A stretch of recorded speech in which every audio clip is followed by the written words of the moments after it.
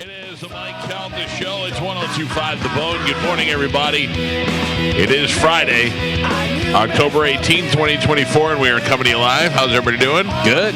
Woo. A little sleepy.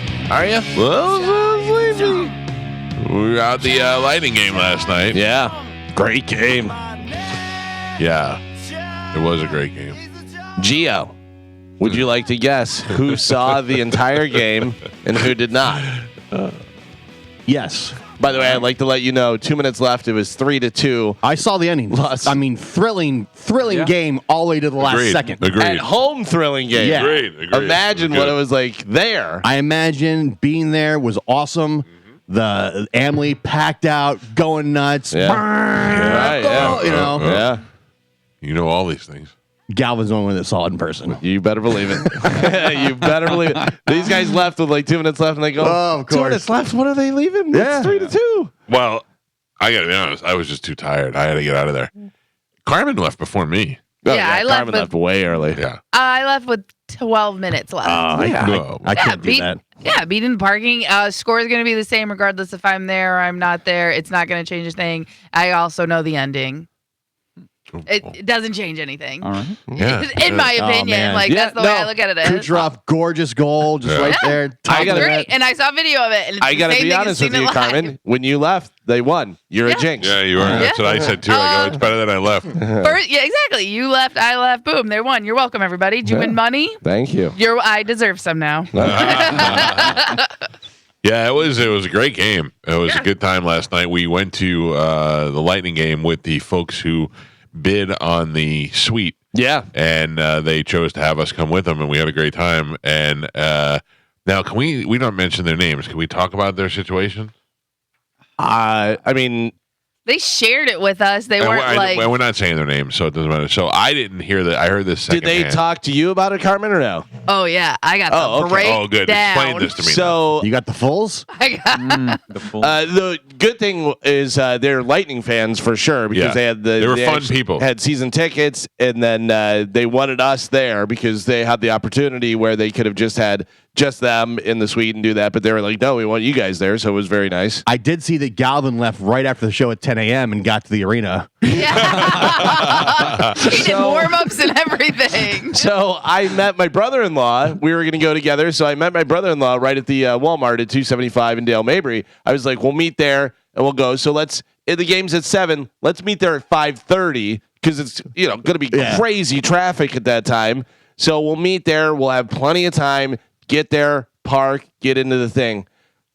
Took us like 25 minutes. Yeah. It went so fast. They got it figured out down there They now. really Yeah. do. And He we're- texts me the inside of the stadium. I go, "Are you playing tonight?" Yeah. Galvin sent the group a picture, and he was like the only person in the stadium. It was unbelievable, and we actually waited a little bit to go in, and then I was in there, and there was like nobody else in there. I'm like, I mean, I guess we can just go sit in the suite. There was like 2 coaches, a player Yeah. or 2, and Galvin. Guys sweeping up. They were putting the ice down. Yeah. It's not you ride the frozen Zamboni. yet. Come back in a couple hours. Yeah, Oh, that's funny.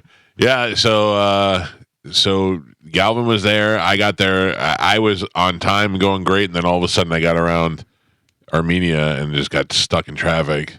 So, but it was good. It was a good time. It was a fun game. So, all right, Carmen, explain the situation to me. All right. The way I see it, it was 2 guys Yep. and like 4 girls. Right. I don't know who was who. That sounds Well- perfect to me. Yeah. So before we start saying anything creepy, Gio, 2 of the girls, one was his daughter and one was her friend. Oh, They were the ones sitting in the corner, and they were a senior and a sophomore in I didn't even notice. Yeah. in high school. yeah. So again, before you say anything, You creep. No, Way to go, thank you Gio. for the preface. He wasn't even there. Yeah, I was not there. They asked me not to be there. yeah, specifically. So the guy who won, he was married once upon a time, Okay. got divorced. Okay. His first wife married his brother, Oh, that's interesting. and then he got married again, and then that didn't work out, so he got divorced, and then he got married a third time. Maybe after like 2, you're like, marriage isn't for me. No. is that what it's like, Joe? Sometimes you got to keep trying. Yeah, that's true. So they got married a third time, but that didn't work out, so he got divorced. Well, his second wife and his third wife were very good friends. And they ended up getting married. The wife. The wives married each other, yeah. Got married. Ooh. And now, I don't know who was there, but if that's his new future wife, because she did have a ring on, so his fiance. So he's going for 4. But I don't know. I didn't get that clarification. I just know he was there with a woman, but I don't know if that was wife number 2 and they're like still triangulated or if Interesting that's about 4. ladies, you can be sometimes lesbians, Yeah. but then be straight. But if you're a guy and you're sometimes gay, you're gay. Mm-hmm. It's gay for life. I think if you're a lesbian, sometimes you're just you're bi. I think that's what we call it now, bi. Bi. Bisexual. Yeah, but if you're a guy and you're bi, you're gay. That's not the case. No, yeah, that 100%. I don't think you guys. 100% is. I do not agree with you guys. One That D, is not one my D. feelings. You guys Listen to me. cancel. Listen to me. That is absolutely the way. It's kind of like if you're any part black, you're black. Yeah. E equals MC squared. 1D equals G. Yep. Galvin, can I tell you though, that is not the case. Totally There, is. there is very inner racism within that community. That's not a thing. Yeah, there probably Yes, is. It's it racism, but it's still. Oh yeah, I It's understand what you're light-skinned, saying. dark Light skin. skin. I know all that, Yeah. whatever. But Yeah. I'm saying But to for white people. certain people. yeah, but that is not the case. You can be not that black, or you can be black, or you can be, not at all, even though you are. Who's more disappointed? Maybe not now, but Carmen's dad that she's dating a black guy, or Chad's mom that he's dating Carmen. Interesting. That's First off, I am a prize. Thank you very much. I'm just saying, yes. If you were dating my son, I would consider you a prize. If I was Chad's mom, I don't know if I'd say the same thing. Yeah. Yeah, she's coming around. She likes me. I feel like I've broke the won her. barriers. I've won Accepted her. the white devil. Haven't you Yes, missed the I've won her. Carmen Luther King Jr. I won her over after a certain amount of time. Right. Haven't you been together like 6-7 years? No, It feels like that. Would you ever sit her down and be like, "Listen, I had a dream." no, that is not her. No. We've been in December. Will be 4 years. Wow. But again, we've known each other for 13 years. You used to do it back in the day. Yeah, he was honestly the very first person I met when I moved to Florida. Wow, you were easy. Bang the Yeah. first guy you met. Yeah. I didn't bang him like when I met him. That took months, but he was But the you first. banged the guys that you met in the order in which you met them. Nope, not true either. I banged someone before I banged him That's even worse. because I dated somebody before him. Oh, okay. Welcome to Florida, you hussy. You know what, Gio? Just because you were one and done, You because white devil. you know what? It's too early. I hate it here. It's Friday. I am going home. Well, I got more bad news. Oh gosh. No, you told me the bad news. Oh what? Hoppy declined our offer. Oh yeah. Back to Oh, I'm so sad. the show. Dude, I've never met anybody more delusional. What was the It's your- situation? It's your I fault. know it's my It's fault. your fault. I know you say fault. I say mastermind. No. Tell me it's- what you know. So yesterday I got a picture because he blocked us all. Hoppy did, right? I don't know. I've never bothered to check. Well, we checked a long time ago and he did. But Okay. We checked on air, so All right. that's the last I knew of that. But I get a picture sent to me by a listener or whatever. It's a picture of Hoppy and Dizzy, but it's posted by Hoppy and it's Uh-huh. promoting his podcast. So he talked about you reaching out basically. Which I never did. Extending an offer through Mike Olivero. Yeah. Yeah. So I guess it was on his podcast, and Dizzy comes in and was like, I didn't hear it, but Monica did. So, of course, I step out of the room, and who is the first person I see? Monica. I was like, this is fate. I have to know what he said.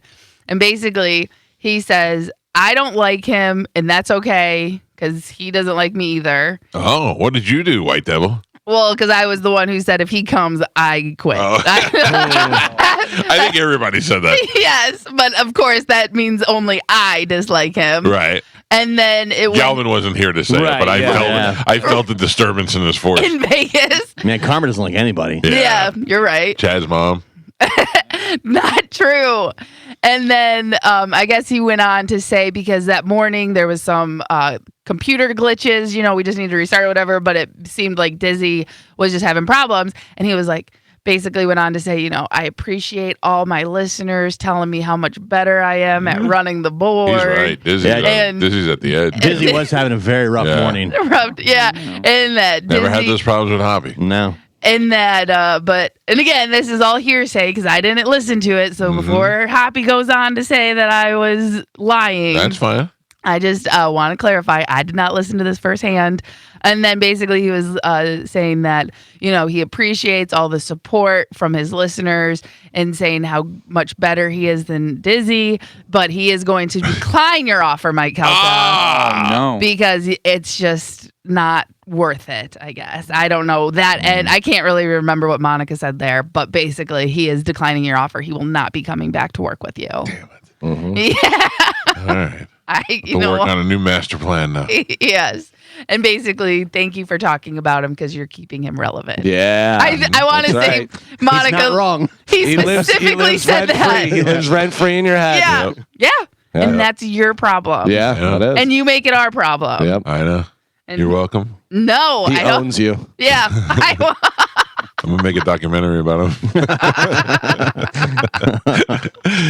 Oh, stupid. Yeah. Well, now we got to move on. Can I be honest with you? Don't get mad at me. I don't want to work with Hoppy. I don't know if I could stand seeing his face, but No. I love it. I love it when I scroll through my phone and I find pictures from him on the cruise, like the, and I just hear in my head, oh, dude, I love it. I mean, there are certain people you can make funny, and there's certain people who are just Hoppy. The fact that he's talking to himself into a microphone on a weekly basis and putting it out there and thinking people are tuning in and listening to it and all that, like he's got his own. He believes that he has created something, and I think that's hilarious. I believe there's an opportunity for him in Spanish to do something together. Who knows? You say, I'm not saying nothing. No, I felt like you wanted to say something. No, just based on that, I guess Sad Weirdos is continuing in full effect. How do you know that? I did have a speaking engagement, a meeting with John Brennan. Did he say don't talk about this on air? I did not hear that, but now that I'm saying it, I feel like maybe I should be saying it. I mean, all of our meetings are different, I guess. You ruined Yes, it. but I wasn't told that. I was just told like business as usual. Just keep going, and that's business as usual, I guess. This has angered the white devil. No. What white devil? Am I still the white devil in this situation? There's a lot of white devils going on here. I don't know. I'm It's sorry, too I early. got distracted. Channel 10, what are you doing this morning? Caitlin Lockerbie is off and Amanda Pappas is off, and you replace Amanda Pappas with an old guy? This is ridiculous. It's like the C team, though. They had hurricane coverage. They need a break, probably. I know, but you can't take Pappas and Lockerbie off on the same day. It's ridiculous. Poor Jameson's got to ride it all out on his own. Wait. He's good looking, but he's not good looking enough to carry the whole show. Oh, this is sad. Yeah. Turn that TV off. This guy's an old model weatherman. They had to go back in time to get him. Yeah, he's TV weatherman. Yeah. Like from a sitcom. Come on, Pappas. Okay. Where are they? Pappas and Lockerbie took off so they can go to Miami early for Taylor Swift. Oh, Maybe. totally. Yeah. That's what I think, and they're going to dress up like slutty Swifties. You should Ooh. text them and see if they want to hang out. Wait. You're not I don't going. even know I don't even think I could DM them. Yeah. I'm not going. Oh, yeah, sorry, you're out. I'm not going. I'm out. Still. Dude, listen to me. The idea that I have a whole weekend is blowing my mind. I was laying in bed last night. This thinking is of where all you cut to him sleeping Right. on the chair. And I was thinking of all the things that I wanted to do, Right. and probably won't do, but so many things that I can do this weekend. Oh, you're doing nothing. Nothing. Yeah, you Had to leave the Lightning game 2 minutes early to get some sleep. I was exhausted. Did you not nap? I'll tell you. So I didn't go lay down to take a nap, but I sat in the chair in the living room next to my wife, like we sit there like old people, and my daughter had a blanket there, and I put the blanket on me because I was a little chilly. It was a little cold yesterday. It was frask out, and I put the blanket on, and I dozed off. And I was so tired that I believe that the cat peed on the blanket. Oh. Because I kind of got a whiff of it, but I was too tired to get up and do anything about it. So I just laid there in the cat pee blanket. Oh, I I'm They assuming. can't I don't really know. peed on the blanket before you used it or while you were using No, it? I think before I used it, and then after I fell asleep, it kind of hit me. It was a big blanket, so it might have been like at the foot end. Yeah. And I'm like, I think I smell something. But that's how tired I was. But I only got about 15 minutes in before the rampage started. I'm not complaining. I'm preaching to the people. It is a ridiculous routine to pick my daughter up from school. Like Bobby used to call it kid prison because you have to go through like 4 steps to get there in the old school. This one here, like, do you pick your kids up or no? No, ride the bus. Oh, A bus. Yeah. That's ridiculous. Like my talk. son was driving my daughter before, but he's not there anymore. But they ride the bus. Nobody's riding the bus. Ride the bus. Where we've Yeah, graduated. and I picked them up when they were like in elementary school. Have you ever picked up your daughter where it took less than an hour? No. Yeah, that's Oh. crazy. No, Galvin. It takes the process of getting her in the car. It takes 5 minutes, not even. No. I get it. I'm the I can- line and the whole thing and the security checks. And, I have to go to a different school before I get into her school. Like I have to go to the school next to her, park there, Oh, and no then way. as that school gets released and everything moves up, I move up, and then at 4:00 they bring us over and put us in position. And for 29 minutes, I just have to sit there and wait for them to come out in position. The bus drops them off right in front of the house. Yeah, but then they gotta ride the bus. Yeah, they like the Oh, bus. things happen on the bus. Nah, They get to hang out with their friends. No, they talk with their friends and stuff. Yeah. No. fire on the bus. Thank you, Joe. Yeah. Thank you, Joe. I mean, you know. When they were School, little, I'd pick 'em up. fire on the bus. Never. I Are will. you, you gonna pick her up forever? What are you gonna do? What, you mean high school? Pick her up? Yes. I picked up Joey up until he Oh, drove. really? Oh, wow. Yeah. What's he gonna Ride the do? bus. You have too much time on your hands. Yeah. Oh, It's what that's proving. I'm not denying that. Oh, Yeah, I have a very free schedule. and you're going to make them like you where they can't do anything on their own. They're going to have to get their own Tom. Yeah. I'll have you know that I can do a lot of things. I have what my wife called learn helplessness, where I know I can do things, but I choose not to. I've learned to be helpless. Thank you, Joe. What can you do? I've done a lot, but also can I tell you that it makes me appreciate when I can do something more. Like if I did, like during the hurricane, I was very prepared for the hurricane. That was all me, and when I walked out of that on the other side, a hurricane hero, Galvin. It was all you And the team of people. getting No. the wood, Oh no, I mean like preparing for I do the inside of the house. snacks. I do the inside. That was my wife. Was Snack. snacks. My wife was snacks. I was lanterns and candles and all those lines. The Yeah, important stuff. Yeah. 9mm. Yeah. I was ready to go. Gotcha. Boy, nothing's ever good for me on this show. Nobody ever walks away going, "That guy he does a great job." I do. Kind of the Michael. truth. You do, Joe. I do. You do. I brought the cans in this morning. You did. Yep. He's a can in and a can out guy. Yeah. Yep. This guy is constantly doing more. A real hero. Maybe some of you guys need to learn from Joe. See? That's all right. What more can I do? Thank you, Joe. None. You're welcome. None more. Shining light.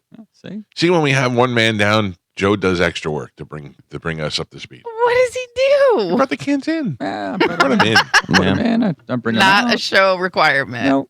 Nope, it's Oh, not. definitely not. He's doing more than he is asked to do. You should pick No, up Joe. he's ass. Too far.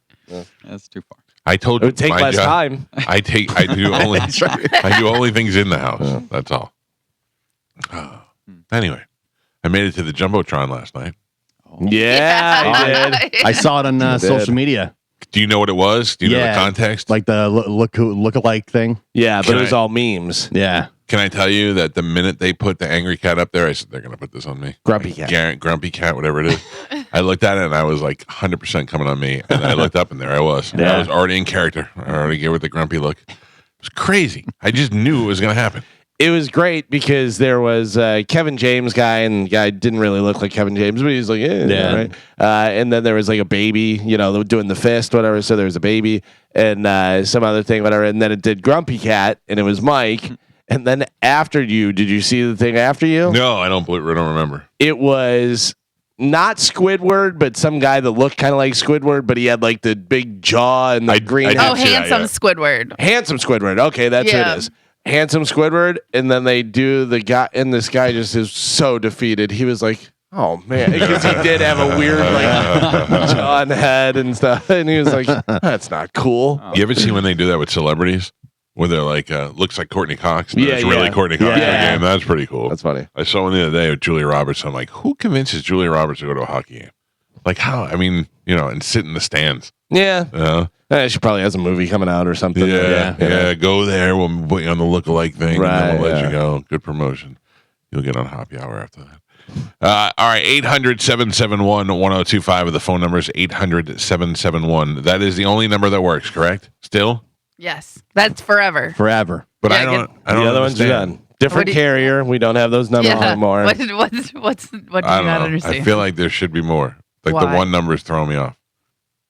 That's one That's number. easy. Yeah. One number, Streamline. I know. and you can get here, and you can call in.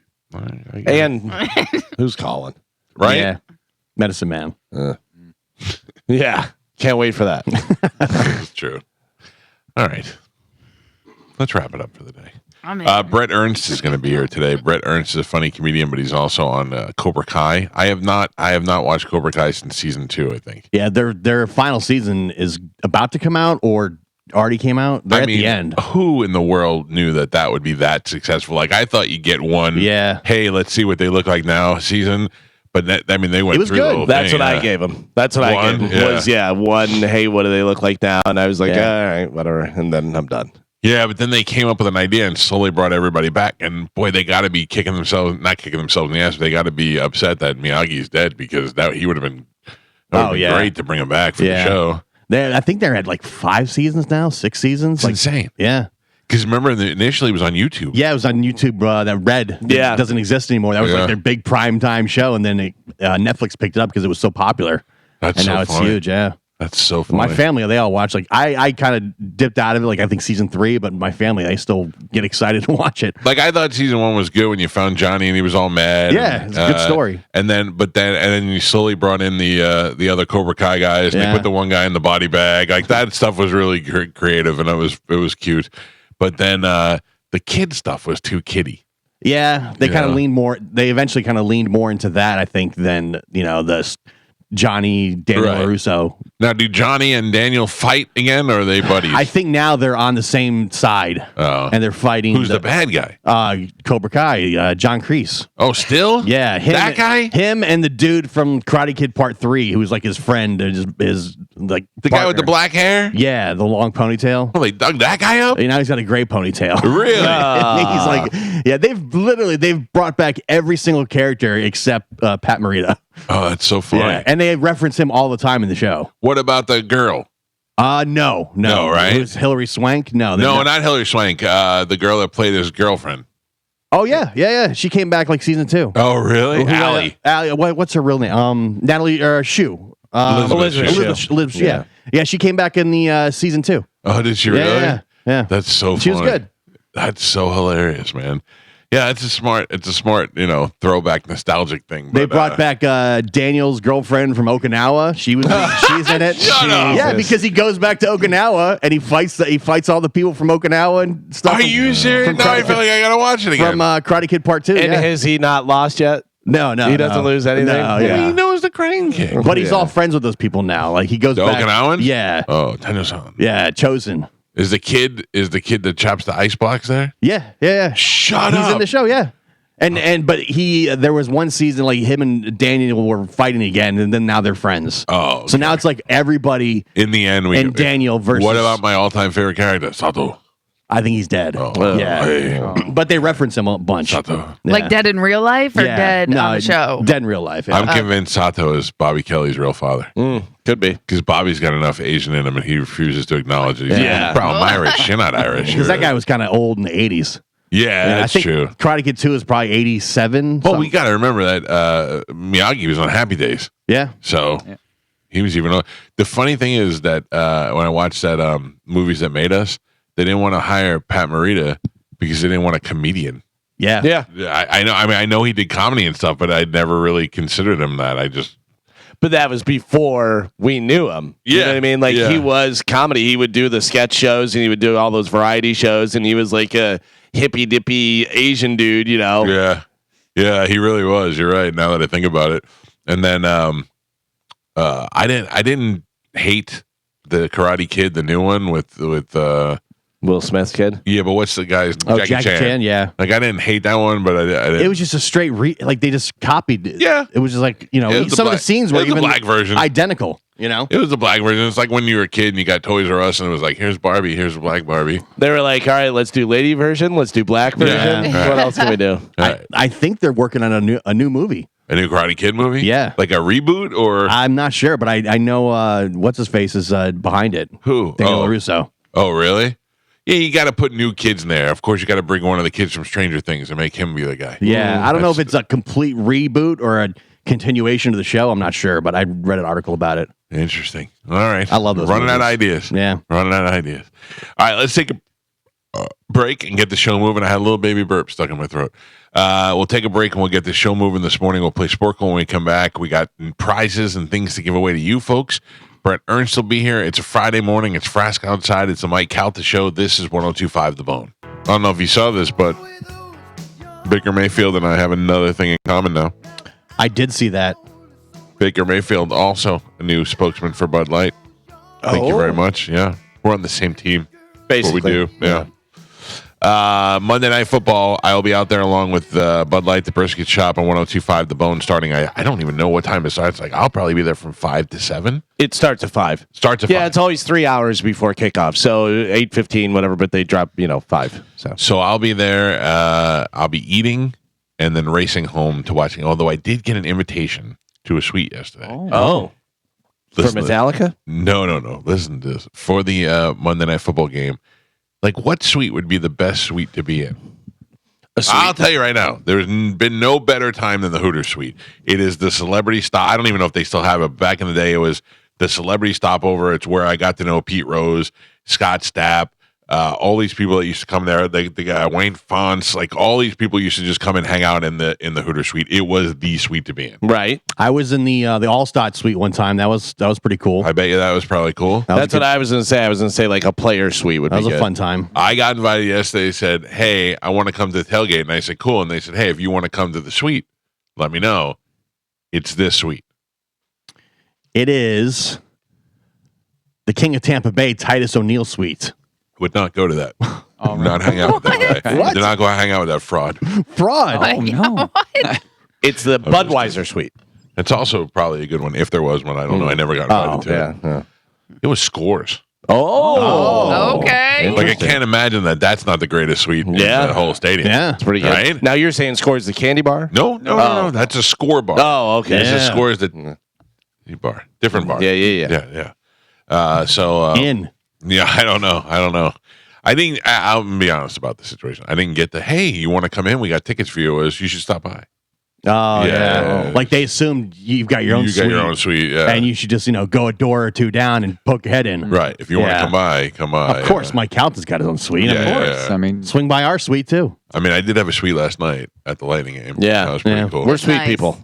We're sweet people. Yeah. We really are. Puck suite would be nice, though. But listen, it's just, I'll tell you, this is not God's honest truth. I have Lightning season tickets, okay? But the difference between being in the suite and being there, besides the food and all that stuff, is that my knees aren't jacked up the whole time from sitting there in the little, like I got this straight. I had my feet up on the ledge Yeah. last night. Like, Yeah. it was just a lot more comfortable in that booth. So anyway, Carmen, what are we giving away today? Okay, so we have tickets for Daryl Hall, Space, Brian Regan, Okay. Space. Paul and Regan. No, Space, Reggae Rise Up, and then Reagan, rise up. Reggae Rise Up. All right, So he's you're- doing it all. If I'm understanding correctly, these are all done in space. No. Oh. Space, Yeah. Thomas Rhett, and Space. In space. The Mike Calta Wow. tailgate. Carmen said, Dude, I am so tired today. what? You left so early. Yeah. I didn't take a nap yesterday. You go home and break the bed? No. Really? It just happened. I started a new job. Oh. A new job? Oh, your hurricane job? Yeah. Oh, and man. I had to go into the office for training. Yeah. So I had to be like office professional. Oh, real Carmen. Gross. Oh my You had God. to be Sandra yesterday. Did you have, I do you have a I- cubicle? I did. I had my first cube ever. Yeah. Oh, man. I can give you some And- cubicle tips if you want. I'm Yeah, well versed in that. and like they're business casual, so I can wear leggings, but my shirt has to cover my butt. Oh, So- man. So I don't have anything like that. So I had to like tie something around my waist for, you know what I mean? So, but yeah, it was just, it was just a very long day from How here. often do you have to go in? So right now it's just a training process. So basically until I'm like efficient in the job Wow. and they can let me work from home. We should have did that with you. Kept you on until you were efficient in the job. Yeah. Excuse you. So, all right, good. That's good that you're. Yeah, but basically I went from here to there to home to the Lightning game. And then even with leaving a little bit early, I still didn't go to bed till like 11:30, 12. Yeah, it was Yeah. long. It was a long night. Yeah, so it was just a long day in general, so I'm a little squirrely. You saying we should cancel Brett Ernst and put a best of on? I mean, no. Hey, I was talking to the kid at the in the suite yesterday, and I said to Galvin when I left, I go, "See you in 5 hours," and the kid goes, "Does it get easier every morning after you wake up?" And I go, "No, it gets worse every day, What every day." kid? Yeah. There was a kid in there. Did I dream that? He wasn't a little kid. He was like he was young, like in his 20s. Like your son's friend? No. What Galvin, do you know what kid he's Oh, talking man. about? Are you talking about the skinny dude with the hat on? Yeah. Yeah, I'd say he's probably in his 30s. Oh, Yeah. I'm old. Okay. Carmen, my son's friend. Is he not gorgeous? He's very handsome. So you know how I told him he looked like? Because, we always do that, who you look like, whatever. And I go, who do you get that you look like? And he said a couple people. And I go, you ready for it? He goes, yeah. And I go, CD Lamb.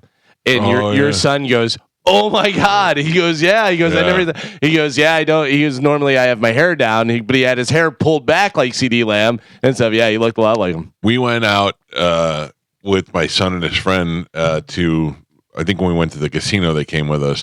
And I've seen that kid before, that time before we went to the casino, but never really paid attention. And then at the casino, I looked at him. I'm like, this kid's got like a supermodel face. Like, Yeah. he's got like a real Yeah. strong jawline and all that stuff. I'm like, he's a good looking kid. And we got in the car, and my wife goes, "Did you see how good looking that kid?" I go, "He's gorgeous."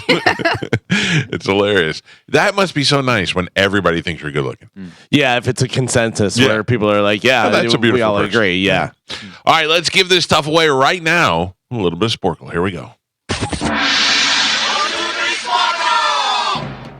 Carmen is the keeper of Sporkle. Pap is your judge and scorekeeper. And Pap, several people emailed me after the show yesterday, said you did in fact keep the correct score. Thank you. Yeah. I didn't follow it up, but I got several emails saying that you were in fact correct.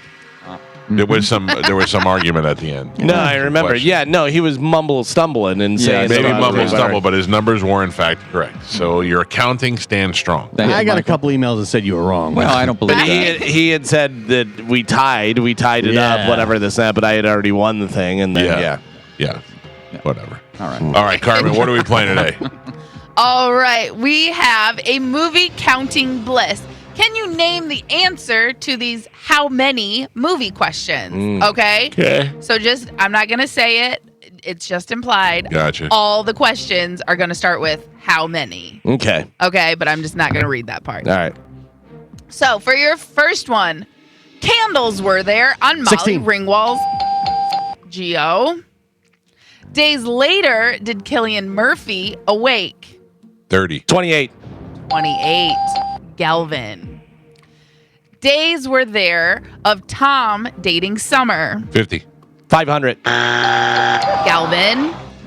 Dresses did 27. It's Great a movie. delightful movie. Yeah, it is pretty good. Galvin. First dates. did- 50. Yes, who answered That was Mike. before? Okay, that was Mike. Thank you. Strong integrity, strong on the show. Flew over the cuckoo's 1. nest. Mike Calta. Coins were in that fountain. 30. 3. Yeah, 3. that's what it was. Damn it. Mike. Days and nights. 50. Did Josh Hartnett abstain? 100. 30. 40 days and nights. Days of night did the vampires feast in Alaska? 10. days and nights did the vampires feast in Alaska? 30. 30. Ah. Mike Calta, did Joe give that to you? No, I was trying to guess if it was because 28 days later. Right. Was the other one. Alaska Vampire. What the Oh, hell that's is a scary ass movie, dude. Yeah, it is. Really? Because they have it's nighttime, Night 24 all the hours a time. day. Oh, dude. What's the and movie though? It's 30 days of night. Oh, really? Yeah. All right. And the I'm vampires out. speak like weird German. I'm in. That's scary. Josh Hartnett, Yeah. right? Yes. I think? Yeah. I think so. Too. Whatever. All right. Your next one. Degrees of separation 7. are there? 6. 6. Mike Saying Calta. the wrong numbers. Easy pieces did Jack 3. Did Jack Nicholson know how to play? 3. 5. I said 3. I 5. No point. And Pap, we are halfway there. Gio is on the board with a single point. Galvin has 3. And Michael is your leader right now. He's winning with 5. Oh. All right, we're doing movie counting blitz. Your next one, steps in the Hitchcock thriller. 12. 16. 8. 39. Oh, really close. Weird. That's the thriller. You got to walk up all those stairs. Miles from Graceland 300. were Costner and Russell. 100. Is it 30? Joe? No, I think is it 400? 500. 3,000. 3,000. I said 300. So far. Very far. I said 3. You were halfway They there. were close. And then the sequel. Many hours did Nolte and Murphy team up 48. for? Galvin? Gio did not get that. Thank you for letting me know. You're welcome. Little Indians were there. 12. 15. 10. Little Indians were there. Mike Calta. I keep on saying the wrong number. Man, y'all watch way more movies than me. That's not a movie. I was so lost. Unless they're Disney. Leagues Under the Sea. 20,000. Mike Calta. Hours do the party people stay up? 24. Yeah. Gio. Party people. Grams did Sean Penn say our soul's way? 7. 38. How many no idea. grams did Sean Penn say our soul's way? 21. Hours was Aaron Ralston under that 27. rock? 24.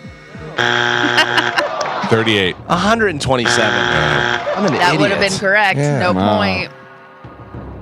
Monkeys made 12. up 12.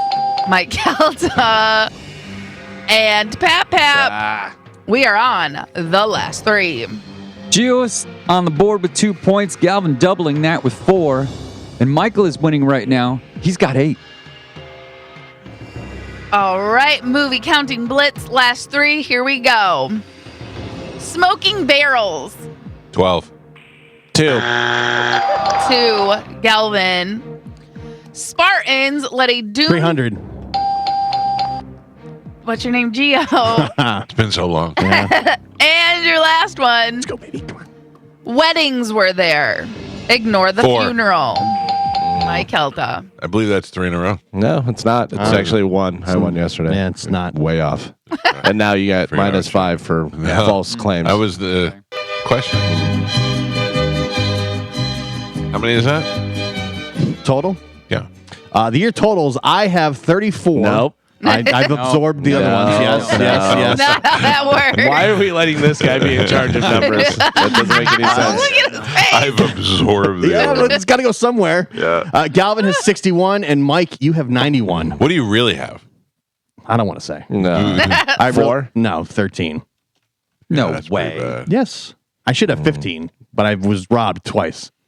Still. Yeah. Still pathetic. I mean, listen, 91. I have 91. you guys sit on your ass, watch movies all Oh day. yeah. You're so smart. You know so many more Maybe movies turn it than off the me. Disney Channel every You once in a do while. realize that you could know stuff without actually seeing it. Like I know a Right. ton of movies that I never saw. I just saw read about 27 it. Dresses. Or Right, yeah. saw, You guys have a lot I of free definitely time. saw 27 Dresses. What is that? I think I saw that too. Oh, it's great. James Marsden and that girl that hates everyone that got Katherine kicked off Heigl. of Grey's Anatomy. the Does blonde. she go wear those to weddings? No, she's doing a story, and she like works for a magazine. Her sister has a wedding. Yeah, she goes to a bunch of different weddings. Yeah, I She's think I did see that. always the She's been a bridesmaid. bridesmaid, yeah. But her sister gets married to her love interest. Yeah. Okay. And is her sister Cameron Diaz in there? Or who's No, it's the one. forget. It's Make a Wish. Cameron Diaz, the little blonde. it? Oh, okay. You know what I'm talking about? No. Chenoweth. Yeah. Make a Wish, Cameron Diaz. She's Make a Wish, the other one. I mean, she's still beautiful. No, but she's Marlon. she's Wish, Sweet Home Alabama. Reese Witherspoon. Reese Witherspoon. No. Yeah, a little bit. Yeah, she's May- like, what? Malin Ackerman is her name. Oh no, her. Oh. Like she's the one from. She almost kind of look. There's She's a lot of people. Look. She's the one. Yeah, she's the Wish Cameron Diaz. She's the one from Billions. Yes. Yeah. She's Yeah. She's Yep. Swedish. Oh, yeah. And she's with Ben Stiller in that movie. The Heartbreak Kid. Heartbreak Kid, yeah. Yeah. yeah. That's a good movie. And Couples Retreat. Yes. She's in there. Yeah, I she's like in a bunch her. of different stuff. Yeah, she's good. All right, we'll allow that.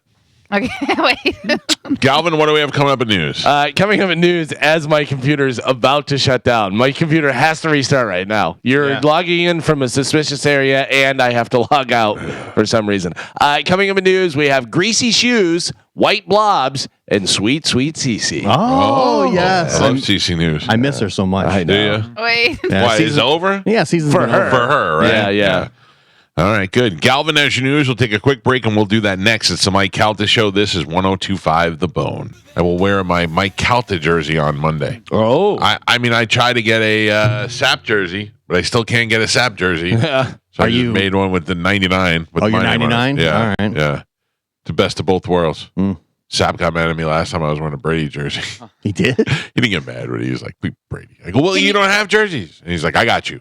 Can Sure you you not put his name on it? mean, I Like, guess go I and could. make it? I could, but if I'm putting a Oh, name okay. on it, I mean, Yeah, I got you. it's a tribute to him. Yeah, I like it. Yeah. Joe, did you wear your Calta hockey jersey last night? No, I was going to, but I wore my Lightning hoodie instead. Okay, I like that. He was wearing his Lightning hoodie and his blue Vans that I got him That's right. a while Wow. back. The The for- red, white, and blue ones. They was were, it your birthday or Christmas or something? yeah.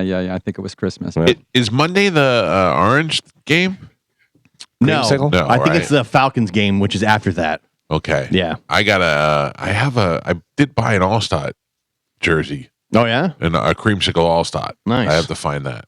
I don't know where I put things. I wear them and then I leave them places and I forget where they are. Yeah. I told you I found a jersey the other day or a couple of weeks ago and I was like, oh, this must be my Mayfield jersey in my office. I pulled it out. It was an autographed Devin White jersey. And I'm like, all right, I got that too. Dude, he's not even on a team right No, now. I know. He's out. Yeah, the Eagles let him go. Yeah. So he's just out there. What a fall, man. I know. Oof. That's crazy. That's crazy. And what do you do with all your autographed Devin White stuff? I don't even know. I put it with my Shaq Barrett stuff. Right? Right? All right, ladies and gentlemen, it is time to check in with Galvin. He has today's news. And now, news with Galvin on the Mike Calta Show. Carmen, Yeah, Galvin bought us breakfast. that's crap. Yeah. Grumpy Gringo. Delivering all the way out here. Oh no. No, not true. But Yeah. guess Yeah. There's a no, West. no, I already know. West. That's not true. But guess what? Guess what I'm having this morning? Leftover Grumpy Gringo, which is almost as good as fresh Grumpy Gringo. That's what Chad's mom calls her. Yeah. The Grumpy Gringo. Grumpy Gringo. My son's dating the Grumpy Gringo. You know She a white what? devil. Carmen said, no. No, I know. I don't like it. Carmen, what are you doing this weekend? You got Chambo football on Friday? No. So, because of the school schedule getting pushed back and, cancellations and stuff like that from the storm, the game is tomorrow. So today they'll have like a walkthrough. We're doing team A dinner. Saturday game? Yeah, we're doing because I guess technically you have to have like 2 full practices yeah. or something before you can. Yeah, so they pushed it back because the schedule's already kind of messed up because they missed last week's game, which they're going to make up at the end of the season. Gotcha. Yeah, all the schools got messed up. Yeah, but and the game from last week was their senior night game. So they have to make it up, and it actually counts for their division. So they'll have a game this Saturday, and then next week it'll go back to normal schedule, and then they'll add on a week at the end. What time's the Saturday game? Saturday game, same time, or 7 o'clock instead of 7:30. So it's still at night. And this week they're playing King High School. Oh, you should win that.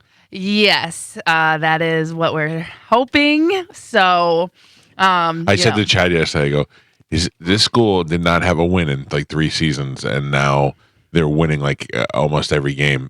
They must love you. And he goes, yes, they do. Okay. Wait till good. he has a full off season with, get more coaches, more resources. 7-on-7, get them all practice and stuff. Yeah, he's excited. He loves doing it. And then on top of that, like the athletic director, Suarez, who is now a new listener of the show, by the way. Welcome, Suarez. Hold on, Suarez. Yes. Man, he introduced the White Devil. he does not think I'm the White Devil. He calls you Grumpy Gringo for sure. For sure. You know what? Hello, Suarez. She calls her Dumpy Gringo. Lucky him. You guys are jerks. But the athletic director, the principal, and even the Legacy Alliance guy, Mr. Terry, loves Chad. You know what I mean? So good. it's a good it's a good group of guys who really care about football and also the school in general. So, All right. Turn things around. yeah. And then on top of that, the kids are funny. High school kids, when they're not your kids, Oh, sure. are hilarious. I'm so proud of myself that you were in like the games tomorrow and it's 7 o'clock. It should be cold. And I almost went, maybe I'll go. And I was like, Yeah, I know. But But at least I'm honest about it. I didn't. Yeah. Moose made me a sweatshirt and it's so cute. I'm so excited. If that sweatshirt says Dumpy Gringo, I'll be so It happy. does my gosh. not. It's a Chamberlain sweatshirt, but it's so cute. I don't know if it will fit me though. Wow. Not for the lady breaking beds. Mucho gringos. Yeah, I'm hoping I can squeeze into it, but it is really cute. You shouldn't have to squeeze into Yeah. In a sweatshirt. Carmen, I'll show you how to turn a I know. 2X into a 3X. Okay, thank you. Use your knees. Put it use over the steering wheel. Yeah. Back of a chair works too. Yeah. By the way, I pointed out to these guys, I wore a shirt last night that had been hanging in my closet for quite some time with the tags on it until I could finally fit in it. And then I fit in it last night. Oh, is that what you were saying? Yeah. You said it had the tags on it. I thought you just had it for a while. I didn't realize you could finally. I thought you just like came across it. No, I bought it, and I bought it at the arena, so I didn't try it on or anything like that. And I'm like, I don't know, maybe. And then I got it home and I tried it on, and I went, whoa, that's tight. Yeah. That's a little too tight. So Galvin, Yeah, when are you gonna admit it? admit. Zem. No, I'm kidding. Running. Yeah, I know. I have a couple of shirts from that like that for the early 2000s. Yeah. Still holding on. One day. Yeah, One day. One Yeah. day. I told Chad this weekend I'm going through my closet and I'm just giving up on on those clothes because they take up too much room and I can't wear them and there's no She's point. gonna start dressing And- like Mrs. Roper. Yeah. Well, no, because I had to buy new clothes for the office. Because I can't, because I'm still going to wear leggings here. Like, I'm not giving up my leggings. You know what I mean? Yeah, you So might have to eventually. The rub, I'll That's bet. not how that works the at chub all. rub. You're gonna start a fire. Yeah. Oh, that's already happening, brother. Baggy sweatshirts. Here comes Wawa Carmen. She's back, Oh baby. man, Carmen. I'm trying. No, Are Yeah. Yes, I am. let it go. No, Let it that's the go. thing. I'm not. I go to the gym. I work Eat your out. I watch what I sandwiches and eat. Grumpy Gringos. First let off. it go. Carmen, I don't think you watch what you eat. I do. She watches it go right in her mouth. No, How far off was Moose on the sizing of the sweatshirt? no. It's my size. It's gonna fit. Yeah, I say that a lot too. I feel you. I know you do. I'm like, Never this'll- mind. this- You know what? It's not even fun to joke with you guys because you take it too far. I know. I agree with you, Carmen. They're terrible people. Exactly. I agree with you, Carmen. You should get rid of your skinny clothes. Yeah. Hello, Suarez. solve that problem. Welcome to the show. Suarez is like. What I are don't these? want to say it. One of these clothes is taking up all this room in the closet. Oh, those are ones that are never going to fit me again. The good thing, Carmen, is they're probably out of style. Yeah, it's been so long. Yeah, but if you hold on to them long enough, they'll come back in style. Yeah, true. that That's could be true too. Carmen? Sorry, I thought you I quit said right yeah. in the middle of the Yeah. show. Thinking about it. I think I saw you last night. I thought you looked adorable. Thank you. Yeah. Yeah. You do look good. And I see you on your little treadmill thing every day. Yeah. Like I said, I'm trying. I'm working out. Carmen, I don't know how you, even my wife was saying the other day how impressed she is when you do handstands. Oh, well, that's just, I've been doing those since I was 3. But that's So- as an adult, that's a hard thing to do. Yeah, that's what everyone says, but it is, for me, it's just very just natural because I've been doing them for so Right. long. You're thinking of doing handstands and you've never done handstands. Right, So right. it's I difficult. You know. don't have the balance and stuff. She's been doing it a long time. It's still difficult. Like, it's still impressive that you do it, Carmen. But like you're saying, it's like, I don't know how they make 3-pointers. Well, you're not out there shooting 3-pointers every I'm day. just saying, I feel like the first thing that would happen is I'd break my wrist. Yeah.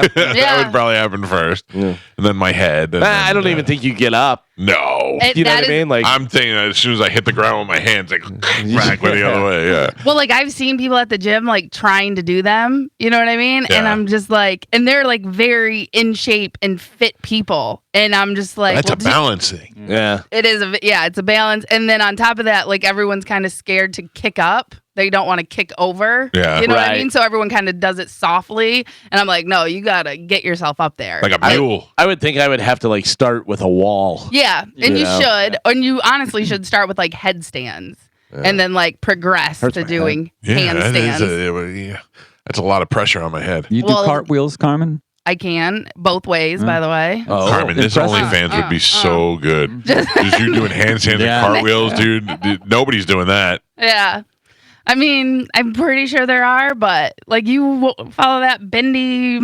Flexi Rachie. Yeah. I think she might have found Jesus. Oh, really? She's not showing her. She doesn't call herself Flexi Rachie anymore. She's Rachie something else. I still follow her, but I haven't been on her OnlyFans. She doesn't have a link anymore. I don't know. I didn't check it Down her out. link tree. I don't know. I have to go look at it. It seems like a lot of those influencers now, they build an audience being like sexy Rachie, and then they change once they got all the followers. And By they're the way, all she's Flexi. flexy. Rachie. Yeah. I think some of them realize I have children. Yeah. And they're Well- like, And now the internet's kids, forever. Yes. Yeah. Not even. I think like doing that is a lot of work. And it's also one of those things like once you do it, just like porn stars, that is what you are known for. Yeah. You are not getting rid of that perception. There's no going back. Right. You know what I mean? And then on top of that, if you do have kids and you're going to school and then everyone knows that you're an OnlyFans mom, that is how you will be perceived. Do you from then on remember out. the girl, that Mia Khalifa girl that was porn and then Yeah. went into sports and then got mad at Drew for saying she was in porn? It's And then everybody are got you- mad at me. Yeah. Do you remember that? Yeah. Why She had they- a fight with Drew, and everybody got mad at me. Why? Because my name was behind Drew's head on the shot, and everybody said it was And me. Gotcha. Yeah, but I was like, you gotta be kidding me. And it wasn't like he was like, she's a dirty porn star. No, he was he like, you may know her from, doing adult films and blah, blah, blah. And now she's doing sport. And that was like it. It was Right. like, And they got prefacing- her on because she got hit in the face with a puck. Yeah. It's wild. So many jokes to be made. Oh, Yeah. I don't know. We've had plenty of people on the show, and they're like, "Don't bring that up." And we usually go, "Okay, then we don't want to talk to them," or we go, "Okay, we won't." Yeah. And that's the first thing we ask. Right, When we have them yeah. on the show. You know what I thought was great? Stormy Daniels. Yeah. Yeah. The And Stormy Daniels. I said this is either going to be awful or good, and it was good. and they said beforehand, please keep it like above. And we board. did. Yeah. But they didn't say, "Don't talk about No. this. Don't talk about it." We know what she's famous for. I think it was like, don't be like degrading her kind Yeah, of. and I didn't. I asked her a vibe. couple of pretty normal questions that she had good answers for, and I thought she Yeah. ended up being a good interview. Yeah, but they didn't say, don't say this. No. Don't talk about anything being blown out or anything like that. Yeah. Oh, that's gross. All right, ladies and gentlemen, time to check in with Galvin. He's got today's news.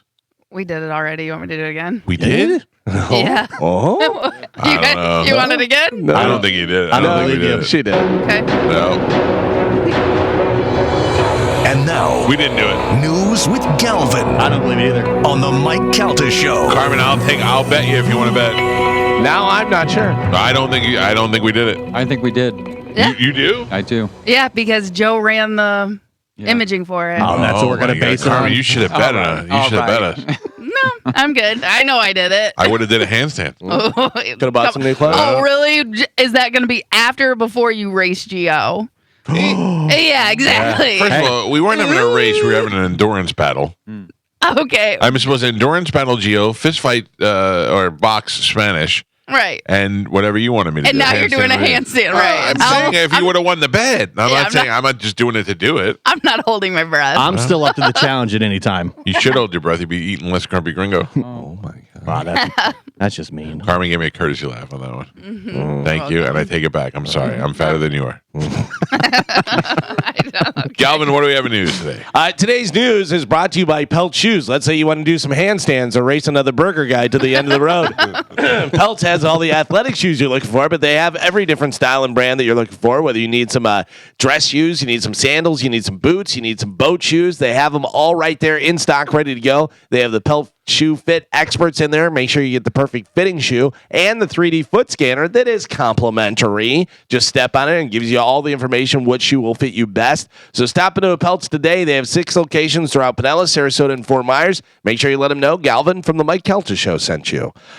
So Nikita Kucherov scored the go-ahead goal with less than a minute to play, just 1 minute and 27 seconds after Brandon Hagel had tied it, and the Tampa Bay Lightning rallied to beat the Vegas Golden Knights 4-3 last night. I thought you were going to say 1 minute and 27 seconds after Mike Calta left I was going to say, yeah, and Mike and Joe and a bunch of other people, Dizzy, Carmen, Chad, none of them were there to see it, but I was. I was there first. I was there last. Kucherov's second goal of the game with 55 seconds left was his 6th of the season. Unbelievable. Yeah. Awesome. By the way, is scoring. By the way, they've only played 3 games, Yeah. 6 of the season.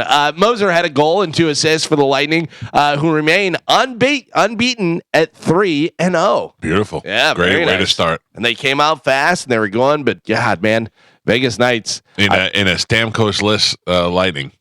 Yeah. So Was that weird at all, or just not even really? it's going to be weird when he comes back to play. You know, Yeah. that's going to be odd. And somebody was asking me yesterday, you think they're going to cheer for him or boo him? If they better cheer for him until he 100 scores 2 goals against us, then you boo him. Right, yeah. Yeah. You give them the courtesy. Hey, welcome course. back, Yeah. Captain. Good to see 100%. you, but When Vinny came back, same thing. Marty St. Louis came back. Yeah. Yeah.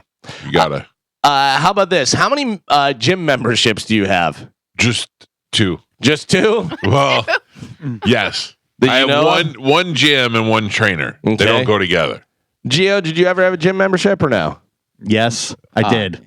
Do you still have it, or did you cancel it? Or? I had it for a long time when I wasn't using it. Yeah. Yeah. And Carmen, you go, but you have your membership and you go. Yes. Do you have any other memberships or no? No. Joe, I'm sure you box a kangaroo or something. Joe goes to jazzercise. The FTC is finally making it easier to cancel your gym membership. good. Yeah, it's a new click to cancel rule, which requires businesses to make canceling a subscription as easy as it is to sign up. That's great They because should. so we've recently had to do that, and they made it very difficult. Sure. And then after you cancel, 2 months later, they're still charging you, and they go, "Oh, we made a mistake." So, Carmen, do you go to that Gold's still or no? Is that No, where you- I just go to Crunch. So I went to Gold's, and there's one right over there, and I was going, and then I wasn't going. I got a treadmill at home and stuff, and I was like, all right, I'm going to cancel that membership. And they were like, oh, you have to talk to the owner. And I go, what do you mean I have to talk to the Yeah. owner? And they go, that's the only way you can cancel the membership. And I go, all right, well, give me the owner. And they're like, he's not here right He now. lives in Hawaii. Yeah. So I want him going in, and he literally, the owner was pretty good, though. I was paying whatever I was paying a month, and he goes, do you really want to cancel? I go, yeah. And he goes, what if it's only $10 a month? And I go, yeah, all right. I just did $10 a month From what? And then you, from whatever it was. I don't know, Like 20. 60 or I don't know. Even remember what it was. But I'll be honest with you. No, I'm just paying $10 a month. Then I tell you. and you still have it. 5 years. I mean, you gave it $10 a month. Yeah. You know that's not even a Gold's Gym anymore? I retired at Galvin's Carmen, I will tell you, no, I had no idea. It's a completely different gym? It's like some Suncoast gym or then Suncoast they Fitness. They can't be taking it out of my thing. I got to check and see. Yeah. That's so funny. It's completely changed. Oh, the that's signage hilarious. and everything. Yeah. Yeah. By the way, Carmen, I have a offer for you that I think you'll enjoy. Okay. You want me to tell you on air? Sure. Did you happen to see my big giant Nordic treadmill? The Nordic track treadmill that's in my house? Well, Yeah. the power was off, so I don't know. If you would like that, you could have that. $10 a month. No, listen to me. That's like a $2,000, $3,000 treadmill that I got. But I run outside all the time and I never use it. And it's just in my room, whatever. Full-size treadmill. It's a full-size treadmill, so you don't have to have the walking pad, whatever. But it's whether you want to take up that much room. It's big. Well, and that is why I specifically bought a walking pad, because I need to be able to put it away. Well, this folds up. This goes. It's very easy. It pushes up against the wall if you want to do it. Hey, we can talk about it. Yeah. I still think it's a little too big for my place. You really want to get rid of that? Yeah, I mean, I was going to give it to Carmen because I thought she would want it, but why? What? Who? $5 a month. I have to pay. You have to pay me. I have to pay you $5 a month. Yeah. And then what happens? The You get to keep it. Yeah. Oh, I get to keep it. That sounds like a deal. It's like a gym. You were I'm going to in. quit the gym. Yeah, no, With I $10 a month, you stayed. No, yeah, I get No, it. and to keep the treadmill, $5 a month. All right, thank you. Even. I appreciate it. A poll asked, whenever you make a credit card purchase and are offered the space to sign there, what do you usually sign? Do you sign your name? I do. You do your actual signature? Might do a variation of my signature, yeah. What do you mean variation? Well, like I have a different signature that I'd sign a contract with or a check than I do a credit card. Oh, really? Yeah, it's a different. Mine's- It's not totally different, but it's a little less effort on the credit I kind card. of initial. My signature is the exact same all the time. Yeah. But it's sloppy, but it's mine. I have a straight M, like that I make like almost like a printed M, Uh-huh. and then I have one with a little loop. And I'm not really making a conscious decision. It's just sometimes I'm used to signing certain things certain ways. Yeah. It's weird because my name has so many G's in it. Yeah. And I hate a cursive capital G. Yeah, I don't like it's it. an awkward letter. So you know what I do? I do a regular G, like a printed G, and then I do dot, and then I do the other G, same way, and then I do my You signature should like just that. do GG. Yeah. That's it. Yeah. I do the same thing. I don't like the big, so I'll Right, just do yeah. like a regular G. Yeah. Yeah, so I do that. I told my son, is this one of the things you like? You know how you should teach your kids a lot of different stuff that a lot of people don't teach? Yeah. Teach them how to do laundry, teach them how to do taxes, teach them how to do different things. My son, I go, practice your signature. Yeah. I go, you have to have your signature. I go, you can be whatever you want. I go, but just have it the same way, whatever. And so he does his signature, from whenever he was a little kid, but because he was like writing it out and doing, I go, no, you don't need to do that. I go, just kind of first two letters and then just Zip it up. well, so 68% of people say that they sign their actual signature on like a credit card whenever you're signing the thing. 19% said they just draw a line or scribble. Yeah, that's weird. Yeah. I mean, I do want to be able to. If you draw a line or scribble, then you can't prove that Identify, it's you. yeah. Like if your credit card, if somebody says, "Well, this is you," you'd be like, "Well, it's just a line." Yeah. I put some effort into I've it. scribbled some bar tabs. Yeah, hard hat. Sure. Yeah. Who knows? Probably true. I don't know what I wrote on there. How about this for a mystery? Unidentified doughy white blobs have been washing Carmen. ashore. Oh. Carmen, did you go to the beach? I did not. Wow. Have been washing ashore the beaches of Newfoundland. It's been happening for at least a month now, and despite lab tests, they still don't know what it is. It's aliens. Aliens. I mean, Could be. if you can't identify, it's the same thing like octopus. Octopus Octopus are definitely aliens. They don't share DNA with anybody else. Yeah. Octopus are definitely aliens. Yeah, they came to hide out here. For sure. Yeah, and then they live in the ocean. They're like, we're fine down here. Yeah. The video of the octopus when it's on like the boat deck and then it squeezes through the tiny little hole and gets out. Unbelievable. It's crazy. The fact that they can change color, Yeah. that they can do all these different things. I mean, it's wild. And they have the like stuff that big they do. human eyes. Yeah. Looking eyes. Yeah, and that whole the octopus documentary. teacher, yeah.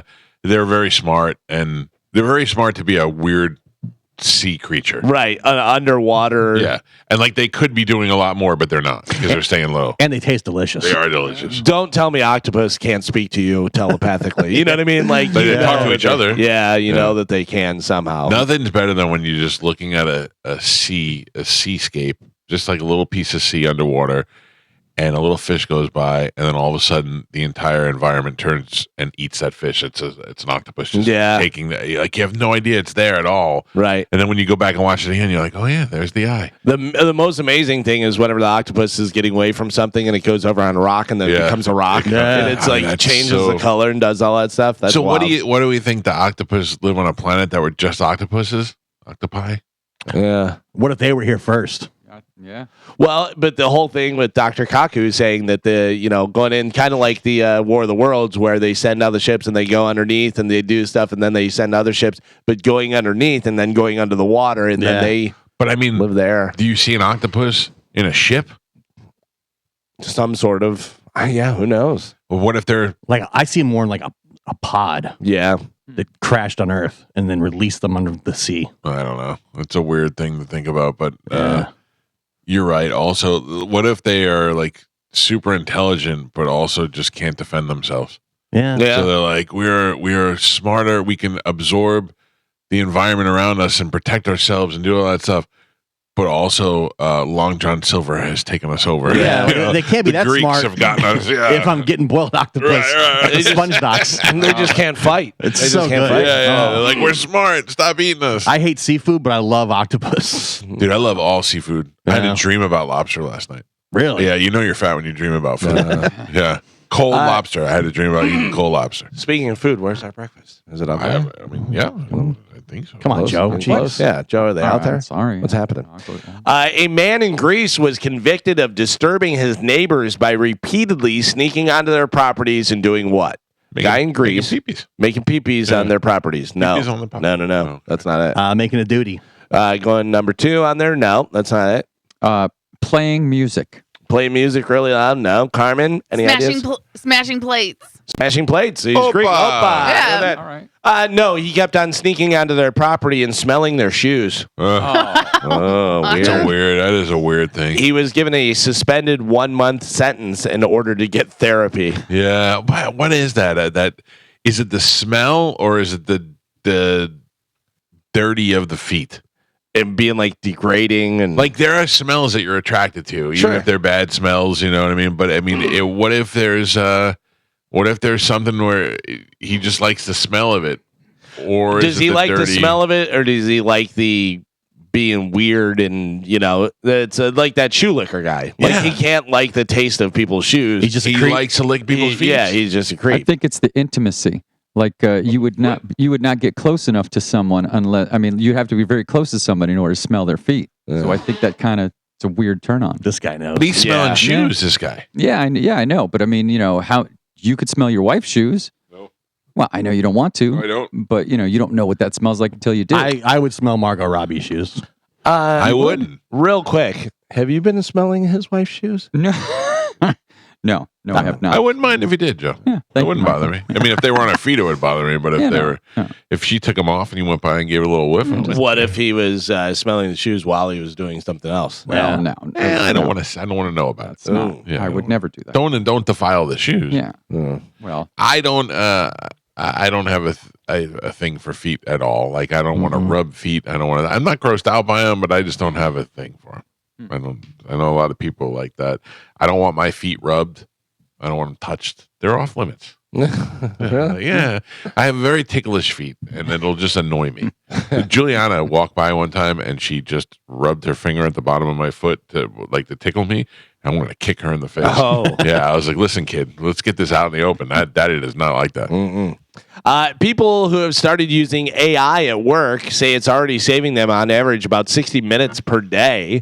But 1 in 4 say the workload hasn't really changed. They're just spending that extra hour on other stuff that they're doing. Somebody was telling me the other day that they graduated early because of ChatGPT. My brother-in-law, who has a real job, said that ChatGPT, he'll use that for different things. He actually came up with a contract with ChatGPT, like figured out how to do a contract by putting it in ChatGPT, and they printed out a thing, and he was like, and that was it. That's and he pretty goes, and I don't tell my boss because the boss is like, this is great. This stuff's great. Can you write a bio, do a thing for this? And he's like, yeah, I guess, you know. And Sure hope my brother-in-law doesn't ruin this on the air. Yeah. The most listened to Nobody talk knows. show. Nobody knows. That's fine. He'll be okay. Carmen, today is Happy National Mashed Potato Day. Oh, your holiday. Yum, yum, yum, yum, yum. Yum, yum, yum, yum, yum, yum, yum, yum. It's also National Chocolate Cupcake Day. Oh, When's the last time you had mashed potatoes? Me or Carmen? In general, anyway. I had them, I don't know, maybe a few weeks ago. Like at a restaurant? No, the box mashed potatoes. Oh, really? Yeah. I love the instant mashed potatoes if you make them properly, because I'll throw a little sour cream in there. I do a little garlic powder. I had them yesterday. Yeah, Wait. Yes. At a restaurant, or did you make them at home? Or I considered a restaurant. Oh, your wife made them? No. I got the gobbler turkey bowl at Wawa. And it was delicious. I have no shame whatsoever. I can't wait to get a picture of Wawa Geo. We are seeing Wawa Geo right now. I think, pretty much, yeah. I was going to say the last time I made mashed potatoes, I burnt my hand almost Oh yeah, off. yeah. But you made 400 gallons. Yeah, of it. exactly. Yeah. True. That kind of takes the love out of it. Mashed Yeah. potatoes is a great side dish. Oh yeah. Yes. Sure, but I mean, my family does the mashed potatoes with the cheese in it. Oh, Oh, my God, fantastic. that's wonderful. And I Mashed was gonna say, potatoes with a little bit of the skin left on too. Yeah, That's yeah. where it's at. Okay. That's where it's Yeah. at. Yeah. And can you have mashed potatoes without gravy? Yeah, Yes. I don't I like prefer. gravy. I prefer Not a without fan. gravy. Not a Yeah. fan of the gravy. You're not American. Yeah, I Put some want, butter on those things. I want the gravy, but I can do without as well. I don't like gravy. I don't like gravy on anything. Really? Really? Yeah. Not a brown gravy guy. I cover my plate in gravy. At the If I'm thing. putting gravy on my turkey, it means your turkey is really dry. Yes. Yes. Yeah. I concur. Well, just there to wetten it up. Yeah. Caitlin Clark Love her. is continuing to make significant strides in the WNBA, even though her first season is officially over now. On Wednesday, the Indiana Fever star was named the all WNBA first team. The first time a rookie has achieved this feat since Candace Parker back in 2008. Clark is the fifth rookie to make the team since 2000. Sue Bird, Tamika Catchings grabbed the honors in 2002, and Diana Taurasi made the team in 2004 as a rookie. So, Wow. yeah, Good all for her. WNBA first team. Sweet Cece. I love that you guys love her so much. She's She's great. Yeah. It's fantastic. By the way, did you see Ionescu, her drain the three Yeah, I saw at the end of the game? Sports Center, yeah. Yeah, from the logo. Holy cow, man. What's the series now? I think there's one more game. Is this? Let me see what it is. Carmen, what is more unbelievable, that Galvin walks dogs every weekend at the Humane Society, or that he's this deep into WNBA? WNBA. WNBA, right? For sure, Listen, yeah. the W is great. I'm not knocking either one of them. I just think it blows my mind. I'm excited for next season. Galvin was challenging every collegiate athlete, female athlete, to a basketball game. Yeah. And now he's like has a whole new respect for it. He can name every player.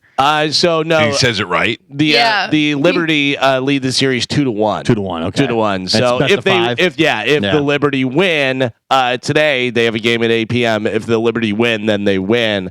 But if the Lynx win, I got to tell you, man, the Lynx were winning that entire game. So it was 1-1. And then they were playing in Minnesota for the first time. And Minnesota came out and they were crushing the entire time. They were up by 14, 16, this and that. Then Liberty came back, tied it up, then took the lead. Then Ionescu shot that three, and it was over. I think next year's our year. Fever Rising. Yeah? I'm very confident going into I next hope season. so. I hope you guys have a great season. Yeah. We'll see how Looking it goes. forward to it. See how it goes. I'm not even mocking it. I just think it's great that you guys are so into it. I've said before, I'm going to a game next year. Yeah. I'm very much looking forward to it. well, But they you're are going to have to drive, right?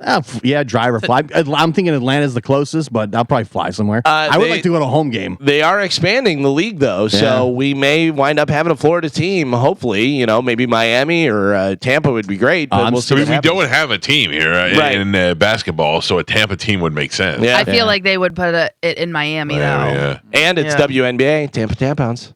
It's true. No, It's true. that is Listen, not a good name. I'm a ride or die Fever fan, so I can't. Even No, if they had but a team if they here, come and play. yeah, it'd make it easier to see the games Right. for sure. What if Caitlin Clark ended up playing in the Tampa team? She gets traded. Don't tease me. I'm just saying. Don't tease me with a good You're time. not ride or die Indiana. You're ride or die Caitlin Have Clark. you been Right. reading Gio's diary? Do you have an extra $40 you'd like to buy something with? I do. I have 220s. The Trump campaign is now selling a white MAGA hat with the image of a red MAGA hat on it. It actually looks pretty cool. There's a picture of it. All right. That's funny. That's funny. Somehow my son, my son has his own T-shirt line. Right?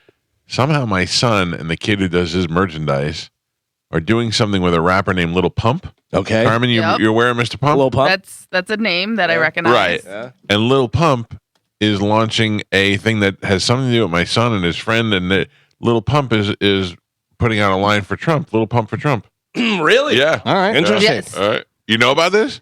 Well, I don't know about the line, but I do know Lil Pump is a supporter of Trump. Yep. He was kind of making waves and losing quite a bit of followers because of it. Oh, well, he But doesn't seem to care because Little Pump is stumping for Trump. Right, because he's 24. Uh, So He's little. Yeah, but he's young. You know Yeah. what I mean? So his audience really isn't about that Trump life. Gotcha. You know, Yeah. but he is. And he's basically telling people, like, look at the economy. I was making more money under Trump type of thing. yeah, right. You know, and So he was 22 and he was making more money. No, Right. 20. yeah. Is your son going to vote? No, probably not. Yeah, mine either. I mean, Yeah. I raced to the Board of Elections when I was able to register to vote, and I had to remind him 3 times. I asked him. He's like, no, probably not. He's like, I don't really follow it enough. That's what Joey said. Joey didn't say I don't care. Or I don't. He said I don't feel like I know enough. Yeah. And I said, well, learn it. Yeah, idiot. that's what I was like, dude. You should. This is your first time to vote. You should Yeah. be excited. He's like, nah, I don't really feel like following it. No. And he said the same thing. Yeah. He said, I don't know enough about it. And I said, well, go learn it, you dumbass. Yeah. By the way, Lil Pump real name is Gazzy Garcia, His real name is Litilius Pumpus. also known as Pump, Jet Ski, and Pump Hefner. I like all of those. Jet ski. Yeah, Jet ski. You All know right. why. You know why. All fun things. Uh-huh. Gazzy Fabio Garcia. All right. Or as we like to call him, Little Pump. Lil Pump. Little Trump. Lil Pump. Josh Brolin will play the villain in the Running Man remake that they're doing. If they're making a remake of an 80s movie, who's playing the lead? I know. Who? I know. Who? Glenn Powell. Glenn Powell. Yeah. Yeah. He's the 'cause best. He's just remaking every 80s movie. Good for him. It's fine. Running Man was a great movie. I thought they remade Running Man. I don't know. Running Man, or maybe they incorporated it into another movie or something. But Running Man was a great movie. It's about a game show in the future where they take prisoners and they put them in the Running Man game. And if they come out the other side, like the 2 of them did, they give them freedom. Right. And it turns out none of them ever make it out the other side, Yeah. even the 2 that they claim. Now, wasn't had Richard won. Dawson the game He show was, host? yeah, I love Yeah. it. That's got to be a big role. Yeah. Like I hope Josh Brolin is not that. I hope he's the bad guy, but I hope he's not the guy who's the game show host because you really need somebody in there that's slimy and smarmy. Yeah. Richard Dawson was great in that role, He was really good at that. but he was an actor before he was a game show host. Right, So yeah, he yeah. had some acting chops. He was on Hogan's Heroes, wasn't he? Yeah. Yeah, he was on that. Who would be good? All right, let's cast that role. Who would be a good game show host, creepy guy that does that? Ooh. That's out there now. I don't know. Like I to me, I don't know. You could grab a real old game show host. You know what I mean? But not like a Chuck Woolery. It's got to be somebody who was like a little slimy as it was. Bryan Cranston would be good, I think. Bryan Cranston. He'd be all right. I mean, I don't know. Any of those. Maybe Robert Downey Jr. would be good. That's a little much. So I mean, it's big. Yeah, obviously. Yeah. But I mean, if we're just casting whoever we want, I'd like to see Nick Cage do it. Nick Cage. You love Nick I Cage. do. Nick. I can't say the rest. Yeah. Bruce Springsteen, this is always interesting about how people write songs and do stuff. Bruce Springsteen said he wrote I'm on Fire in 2 minutes. He said it was basically Love just that a song. throwaway song, but he says, quote, if you go to iTunes now, the #1 favorite song out of every song I've written is "I'm on Fire." Really? Like, yeah, that's like one of the biggest songs. He just kind of wrote it as his throwaway thing, whatever. Yeah. Isn't that hilarious? That's the thing, yeah. You're all alone now. It's not Elvis. Got a bad desire. Ooh. That is a good song. I didn't know that was on this album. That's not Bruce. And then that's what, yeah. Yeah, I thought that was too. It was You STDs. talking about Johnny Cash's Ring of Fire? No. I was talking to Mike Oliveira. We were talking about different bands coming through and foreigners coming back and stuff. And I said, funny thing about Foreigner, obviously they're getting inducted this weekend, Rock and Roll Hall of Fame. They're doing that thing. I said, but we were at the hockey game. Do you know what Double Vision is about?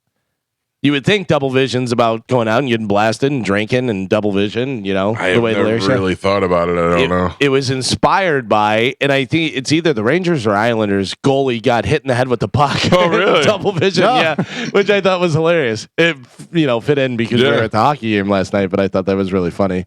Which, by the way, speaking of Foreigner, so Foreigner will take the stage this weekend for the Rock and Roll Hall of Fame to accept their long overdue honor on Saturday, October 19th. They will be without original drummer Dennis Elliott. Elliott wrote, no, not good. Oh. This is bad. Dennis Elliott wrote on a post, he said, "Dear Foreigner fans and friends, don't look too hard. We will not be there. We were finally given the schedule last night, and it's not to our satisfaction, so we're staying home. We've been asking for this for weeks, and they waited until the very last minute to send it, knowing we were all packed and ready for bed. Totally unacceptable to us. Have a good time." So Foreigner's not going? So Foreigner's going, but it's only going to be a few different people. I don't know whether Mick Jones is going to be going out there because he has Parkinson's. Right. Lou Graham, I think, can be there. Obviously, he's original member or whatever. But Dennis Elliott's not going to be there. But also Steve Miller. A lot of people have talked about this. Steve Miller said that before they were going, they said, "You're getting inducted into the Rock and Roll Hall of Fame. You have 2 tickets, one for you and one for your wife. If you want another one, it's $10,000. Are you serious? And he goes, "What about my band? What about my band's wives and stuff? Like, what about these guys?" Yeah. And they didn't have the proper stuff for copyright stuff to play. He goes, "They're essentially just stealing my stuff and showing it and putting us stuff up there. They have to pay for this stuff." Yeah. And then they're charging him for tickets and everything. Yeah. So I guess they screwed over Dennis Elliott, which stinks because, listen, I know that it's more important to me. He's a fantastic drummer, and he really did. I know that you think that the drum's not going to change this out. He does so much if you're stuff. a drummer, I certainly He does so understand much that. stuff that's so different. And you're like, that's so cool the way that he plays that. But also, I believe lives down south, Fort Myers area now. And great drummer, yeah. So that really stinks that he's not going to be there. But I'm saying is like, if you're a fan and you're watching like a fan of Foreigner, chances are you don't care about the bass player or the drummer. You want the guitar player and the singer, and that's probably where most bands you draw the line. If you're just a casual fan, now if you love that band, you want to hear from every member of the band, Right. And with that band, they've got so many members in it now. It's hard to keep track of who is there when. So I would think that they're going to look like they have a full band anyway. Oh, yeah, because you have a lot of guys, Kelly Hansen, who's been in there for 20-some years, but not the original singer, Lou Graham, but he also did record with them, but I don't know whether he's getting inducted. I think it's the original guys that are getting inducted, but at least 2 of the original members are dead. Yeah, so that's but they'll weird. have a bunch of people up there. But then Sammy Hagar's getting up with them, Kelly Clarkson. That's cool. Doing some jams and doing But some stuff. that's why like all these stupid radio awards, and they tell you you've been nominated for this, whatever, and they're like, you gotta pay $1,000 for the award. I'm like, oh, why would I pay for an award that you're giving me? Right. But people get caught up in that stuff, and it usually doesn't change a goddamn thing. It's like the Walk of Fame. You have to pay for your star. You have to pay to get the star But and do that stuff. If you're that I think takes away from the people who get the stars. Like if you have to pay $2,000 or $6,000, whatever it is, for the star, and then the upkeep every year, and you're doing that. Most of those people, they say like their fan clubs do it for them. But if you're paying for that on your own, that just takes away from the people like the Marilyn Monroes and the John Waynes of the world. You're not in that category. Yeah, don't for try to sure. put yourself in that category. I don't. All that weird awards. If you got a Nobel Prize, you're introduced as a Nobel Prize winner for the rest of your life. Right. If you're a Rhodes Scholar, you're noted as a Rhodes Scholar for the rest of your life. Those are things that you've achieved. If you get a or a Grammy Award winner, you know what I mean? If you have to pay for an award, you shouldn't brag about it. You should Right. brag about it. Yeah. You definitely Yeah. should. You But if you should have to cheat to win an award, you Right. should not have to brag about that either. Yeah. If you If you're can stuffing cheat. ballots, yeah. Right. So Rock and Roll Hall of Fame this weekend. Slash, Sammy Hagar, Chad Smith, Demi Lovato, Kelly Clarkson are all performing. That'd be great. and stuff. Yeah, so that'll be a good time.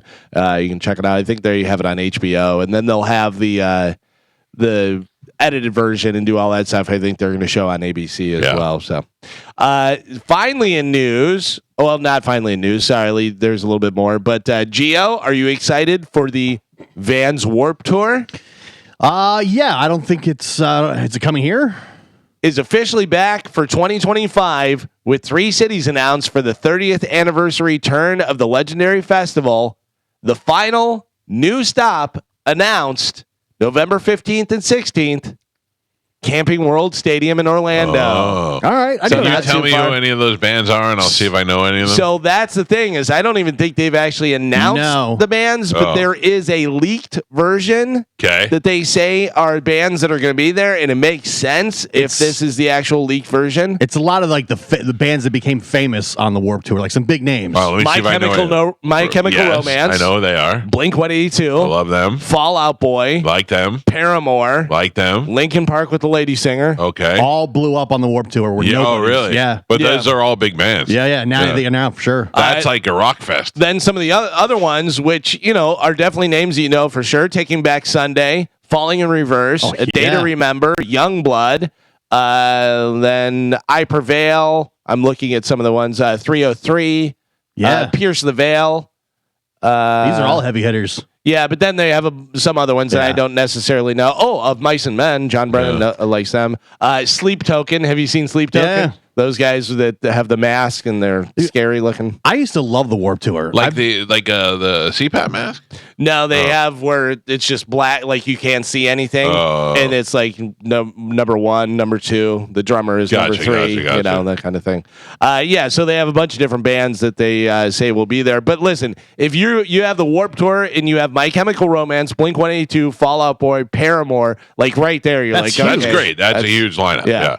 So that's going to be happening over in Orlando on November 15th and 16th, which will be the final stop, which will be huge. I've seen all those on the Warped Tour before, except Blink-182. I didn't see them before. Oh, yeah? Yeah, that was kind of before I was going. But yeah, Warped Tour was always fun because there were so many bands, and every time you'd go, you'd like discover a new band you never heard of. Didn't they always have it right there by the Vinoy? Yeah, Wasn't that yeah. where it always Yep. was? Yeah. Yep. Yeah. That is Galvin's. I But believe. they would have like 40, 50 bands on like 8 stages. Right. Yeah, You know? that makes those things so difficult. Like, how do you see all those bands? Well, you would But just still. kind of walk around and you're like, oh, these guys are good. And then you would watch them and I would always discover a new band every time that like you never heard of, Whenever I went to Punk in the Park over in Orlando, in most of the places will do this now where they don't overlap.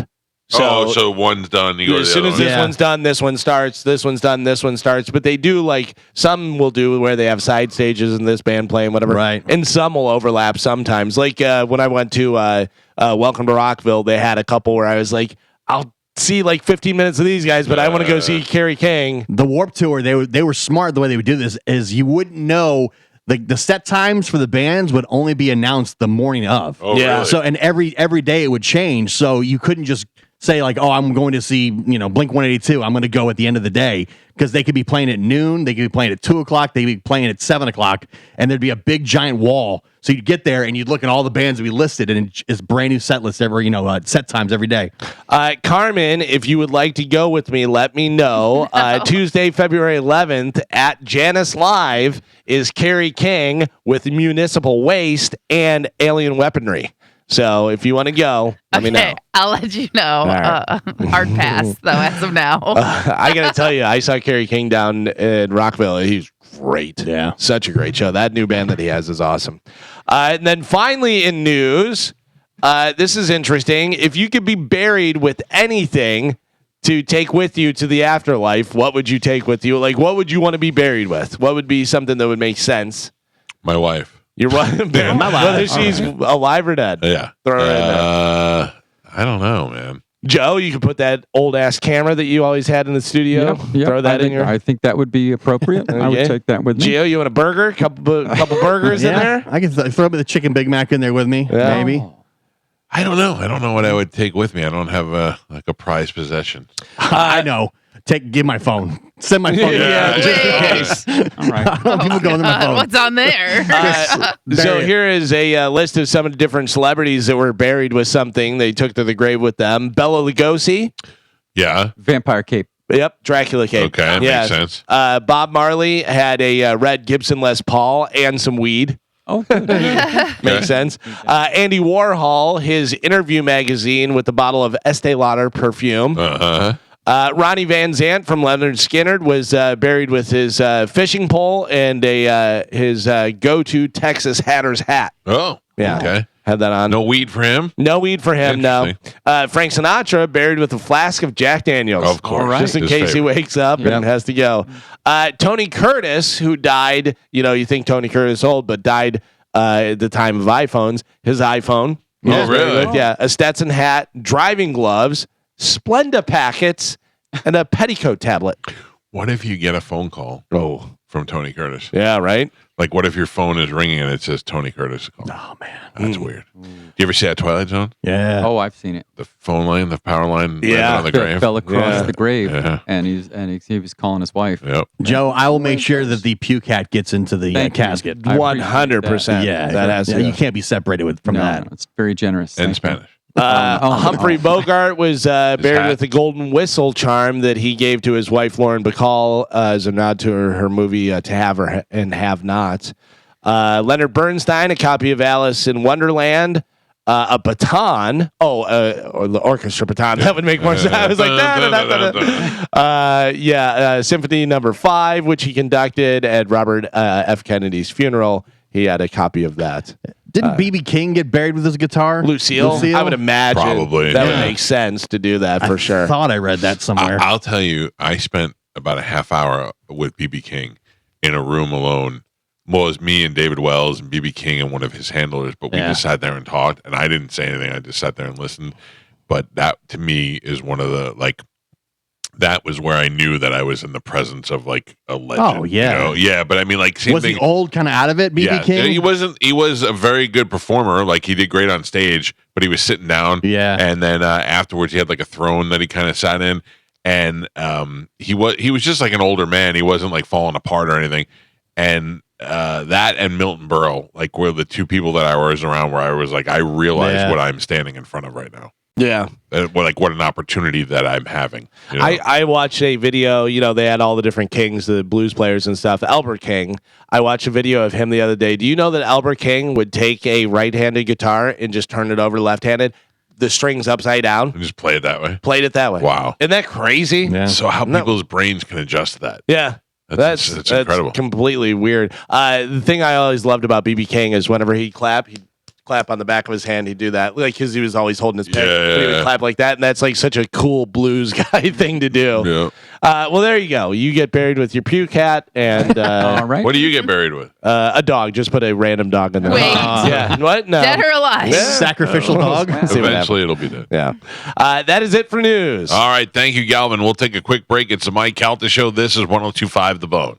Yesterday, I had to, I hate Halloween. Yes. I don't like it at all. Right. I don't like costumes. I don't like, I don't mind the pumpkins, and I don't mind the fall aspect of it. I like that, but I don't like the blood and guts and all that. And I had to go to a Spirit Halloween store yesterday. Oh, 4? My daughter needed something. Yeah. And my wife located it, and I went and grabbed it. It's one in Citrus Park. It was, you want to guess what it formerly was before it was a Spirit Halloween store? It was one of the CVS's that shut down. Very close. Very close. It was a Walgreens. Walgreens. You never seen a Walgreens shut down, but this one was out, and it was a Spirit Halloween store. Did they have the Hawk Tua costume? I didn't notice if they did. They probably did. I didn't know. I went straight back and had a beeline for the Taylor Swift stuff that I was looking for something for her. And on the way back there, I was scared 4 times by things that jumped up and yelled at me, and I didn't like any of it at all. Yeah, that whole thing. They're famous for all the big animatronics that you can buy. Look, there's something fun to me about scaring kids, putting that thing up by the door and jumping the kids, jumping out and scaring them. But I just don't like Halloween. Like, I'm going to be so happy come November 1st when this is when it gets out of the way. That week leading up to it, where all the commercials on TV are all for Friday the 13th and Nightmare on Elm Street and all love that. You do? Yeah. Why? It's so gloomy. Yeah, I don't know, like when we went to Halloween Horror Nights and stuff. That was great. I love that. I love the jump scares. I love all that kind of stuff. Not for me. In fact, we got an inquiry about broadcasting from Universal Studios for the holidays, and I thought, well, that's more my speed. Yeah. That was fun, man. I had a great time. Yeah, that's what I said. I had a good time, too. Those people are really nice. They treat you nice, and it was a fun time in the studio.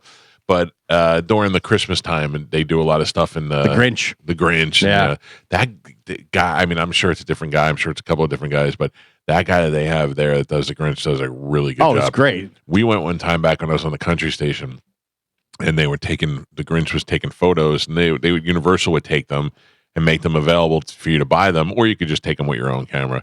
And the Grinch would always go, sure, take the free ones. Yeah. Like he would like roast you when you get up there, which is fun. That's pretty good, man. So I went in that story. Is anybody doing anything for Halloween, and will there be costumes? I am not planning on doing anything. My wife and my son both love Halloween, and we usually set up out front of our house and have like a thing. My wife, of course, got a cauldron to put the candy in. Nice. One of those big, fake cauldron things, whatever. So she has that for the candy, and they usually set up out front there and dress up Ghost, our dog. But we'll tutu on her. I'll probably set up out front too. Will you really? Yeah, Sit in the neighborhood? Yeah, I like watching all the kids come by and stuff. I don't know. We don't really get a lot of kids. I'm at that point in my life where I'm like, he's dressed as Because you get to drink outside. Yeah, you sit outside with a cooler. I think it's a Thursday. I think it's a Thursday, Halloween. I don't know. My daughter doesn't usually do it from this neighborhood. She goes to my brother-in-law's because they really go crazy over there. We get a ton of kids in my neighborhood. We don't a ton, over here. Yeah. We get a lot in mine, too. I put a basket out that says, we're not home, so take what we want, and there's usually candy in it when we get back. That's just to show you. Although I do scare them on the ring doorbell, though. Yeah. When the light goes on and I get notification, I go, woo. Give them a woo. So I did that yesterday. I went to the store. I'm not doing any Halloween stuff. I know there'll be no costume. Was this stuff for the Taylor Swift show? For the Taylor Swift show this weekend. She needed to get some sparkly hairspray, something? Or? No, evidently you. One of the things is you dress like her in her eras. In one of their eras. Yeah. And she had a we did a Christmas card last year where we dressed like the eras, and she's dressing like I dressed with the hat and all that, and I had to get the hat for her, so I went over there to get that, and there was nothing. I mean, even while I was in there, I was like, this is gross. Do they have a specific Taylor Swift hat, or is it just like a cowboy hat or something, whatever that she? This specific one was like a bowler hat, like a little like a wimpy one. Yeah, like John Bonham. Right, but I don't really know anything about it as far as how it relates to Taylor or what she does. Maybe Carmen would know. I don't know. The bowler hat. Yeah, it was one of the eras. Is that the one she puts on the little kids at the end of the stage? Yeah, where she gives it out. Yeah. I don't know. Yeah, and that was like her red. I see the clips all the time. Oh, really? Yeah. Yeah. Every show, there's like a little kid at the end of the stage, and she goes and puts the hat on him. She gave it to like Kobe's daughter and stuff like that. Yeah. Do you know that I looked up the tickets that we have on SeatGeek or one of those. I bet. And how much you could sell them for? $14,000 each. Really? I mean, you can't. That's what people are asking for them. I'm sure day of show they're going to go for $1,000. You know, but that's insane. That's wild. Yeah, I'm so happy that they're going, and I'm not. Yeah. I mean, I would sell the tickets. I'm not selling the tickets. My brother-in-law, so his wife works for Kimberly Clark. Do you know what that is? No. Kimberly Clark does like all the toilet paper and paper towel, all the stuff for like different venues. Like they do Stocks them. Yeah, stocks them all up, whatever. So she goes out to like the Raymond James Stadium or this place or whatever and does all those. And so she has all those accounts and everything. Well, I guess they do for the Atlanta stadium where they announced the Super Bowl is going to be, and they have first offer for Super Bowl tickets. Oh. My brother-in-law was like, I can get Super Bowl tickets and it's like $5,000. And I go, each? And he goes, no, for a pair. And I go, 5,000. But that's what the deposit is. So it's $2,500. Yeah. And then you decide which ones you want to buy, whatever. But it's refundable. And so, you put down the $5,000. And if they're like, yeah, they're 20 grand, you're like, no, I don't want to do that. I told him, I go, even if you buy them, I go, if you get, ones that are like 5,000 each, whatever, 7,500, you can sell those easily. You'd be able to sell those if you guys don't go. I bought my Bucks ones from like an employee like that. Yeah. Who they're allowed to get them at a certain price, then they resell them. Right. Yeah. And that was the deal. And he's like, do you want to put go? his And kids through college. I go, if the Steelers are in it, I go, but I'm not going to go just to a random Super Bowl in Atlanta. But, I go. Yeah, I don't want to go to the Super Bowl to see the Ravens take on the Lions. Like that would be a bust for me, Well, or whoever it Ravens. is. But what's that? You Ravens. No, the Ravens. Love them. No, but seriously, like I don't have any. I would interest not want in to going. go unless it was my team. Right. It just Yeah. wouldn't. It wouldn't be. I couldn't justify the price. I got to be honest with you. I went to the Steelers here in Tampa, Steelers against Cardinals, and it was such a great Super Bowl. The Steelers won, and I got to take my dad. I don't know if I ever go to another Super Bowl. You know, I feel like that's one of those things where if you go maybe once or twice in your life, you're like, I've been to a Super Bowl. Right. And I got to go to, I saw the Giants Ravens here, and then I saw the only game where the home team played in their home stadium. Yeah. And I saw Tom Brady win a Super Bowl against Patrick Mahomes. Like Right. that it doesn't get pretty any better big, than that. yeah. A lot But of people, now that me and Bake do a lot of stuff together. a lot of people don't have the chance to see their team in a Super Bowl. Oh, You yeah. know what I mean? Like, there's not. Well, and that's what I said to my brother-in-law. I was like, think of the two teams, how many fans they have, and then just fans of the NFL. Yeah. And then there's only Vendors. 70 or 80,000 people that are getting tickets. Yeah.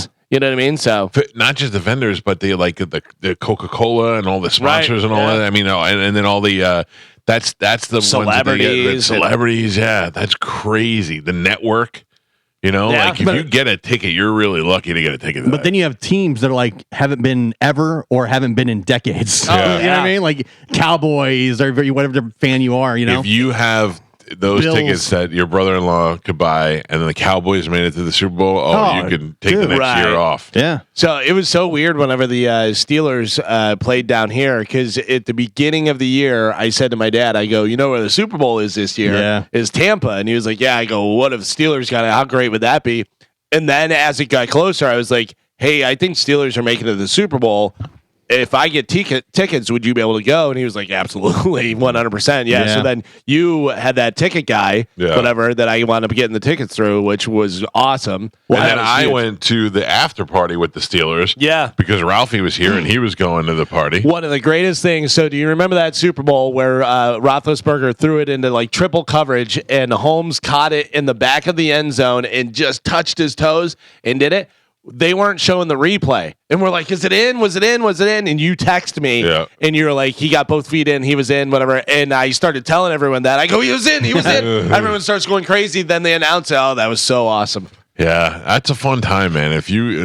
We had so much fun at the Super Bowl, even through COVID, but because it was dumb. Like I was trying to drink a beer, and the guy was like, every time I pulled the Bud Light up, the guy would yell at me about my mask. I'm like, I just took a sip. It does suck that happened during COVID. But I'll tell you, it's up there. That Germany game is up there with the Super Bowl. Oh, it felt like a Super Bowl. it I mean, was so I've never much fun. been to the Super Bowl, but it felt Yeah. like something huge was happening. Yeah, the you know? environment was so great. The crowd was so great. Yeah. And, it really was a fun time. I always looked forward to going to Radio Row, and then when we were there for the COVID Super Bowl, I mean, literally there was 10 people in the room. We've gone to Radio Row so much that we were turning away A-list celebrities. Yeah. and that one that you have. But if we go this year, I think that'll be huge. Yeah. in New Orleans. But like for years being a radio, I was like, oh, that would always be fun to be at Radio Row. Yeah. I finally get the opportunity, and it's me and Joe and Spanish. Is that why you're so cranky? Yeah, and T-Cress and Corey Cardinal. No, and I was so adamant about us having to be out there. I didn't think it would suck like it did. I had a great time out there, just sitting in a giant room by ourselves. But you have to make sure because if we didn't go, then this person would have been available and all these people there, and you're like, we didn't go. We didn't think it was going to be good. I mean, there was nobody. We went in Miami for a week. Yeah. And after day 3, we saw so many people, and I walked by Joe Montana, and I was like, "Hey, Joe Montana," and he's like, "Hey," I'm like, "I go, there's Joe Montana." I gotta tell you, still a really cool thing is whenever, because that was when Grown Ups was coming out, and Sandler and Kevin James and Chris Rock, all those guys were there, and we got Adam Sandler, Kevin James, and Rob Schneider were all at our table, and there's a picture. Olivero take that picture, I think. Probably, with everybody else. So we're sitting at the table with them, and everybody else is trying to record from above. And it's like from above, it looks really cool. Couple of takeaways from that. One is we had started Cowhead TV at the time. Yeah. So they were doing things for Cowhead TV, and Kevin James said, "I've made it to Cowhead TV. My mother will be very proud." Yeah. And then was it Ralphie that helped make that happen, or no? It was, because they didn't. It was Olivero. Was it? But it was also what's his name, the football player that we used to have. Romanowski. Romanowski, because he was in Sandler's movies. Oh, that's Yeah, he was playing guitar for us, I think. Romanowski would not. No, that was the guy from the Saints, the old white player from the Saints who would play guitar. He was Saints. He had long curly hair, and he was not like Kyle Turley or one of those guys. I don't know. Yeah. Well, anyway, so there was a guy who used to work here in the market. I think he did something with the Bucks or something, and he ended up working for Sandler. And Olivero knew him, so they had planned it the next day. Like when they came in, they would come over, and then Romanowski got us pulled in early. And yeah, that was interesting because we're doing the interviews, and all of a sudden I look up and there's 500 people standing around us, and I went, "This is pretty weird." Yeah. Because it seemed like they didn't do a lot of spots on Radio Row. No, they probably did. Like they did More the TV, ESPNs and the stuff, and that was really before Barstool and that kind of stuff. Right. Was And really I got big. to imitate Adam Sandler to Adam Sandler. Yeah. Because Mike goes, he does a good Adam Sandler. He goes, let me hear it there, buddy. And I go, and he goes, you got me. He goes, you got me. The last couple radio roads, it seems like Pat McAfee's the big swinging D Oh, on the road now. I'm sure. Like everybody's on that. Dude, that guy is magic, man. I was watching. I love him. He's great. I don't know anything, and nor do I care about college football. But I watch all his highlights the next day of him from On college game day. Yeah, Yeah. he just he's having so much fun. You're like, this is what you want to watch. He almost wasn't back on it this season because last season was his first one, and they weren't going to bring him back because a lot of people were complaining about him. And About stuff. what, though? I have no idea. I think it was more Old people. Yeah, like Trisha, where you He's disrupting it. but they find out the younger audience like absolutely loves him. And Yeah. you're going to game day. It's all college kids in the crowd, And him going out and doing the kicking thing man, and it's stuff awesome. where people can win the money and Yeah. get the second shot and everything. Doing And the kicking thing, him, he'd be chugging beers with them if Yeah. he Oh, could. yeah. He's doing the chants for all the schools. I was gonna say he keeps getting up on chairs and Yeah. they keep pushing. So when they went to when Florida State played in Ireland at the beginning of the year in Dublin, they did the show from a bar and he got destroyed. Oh, really? I saw that. Yeah, And he kept on chugging. He's just completely hammered. He's like, "What do you expect? You put me in an Irish pub at 10:00 in the morning Yeah. and just feed me Guinness all day." Yeah. He was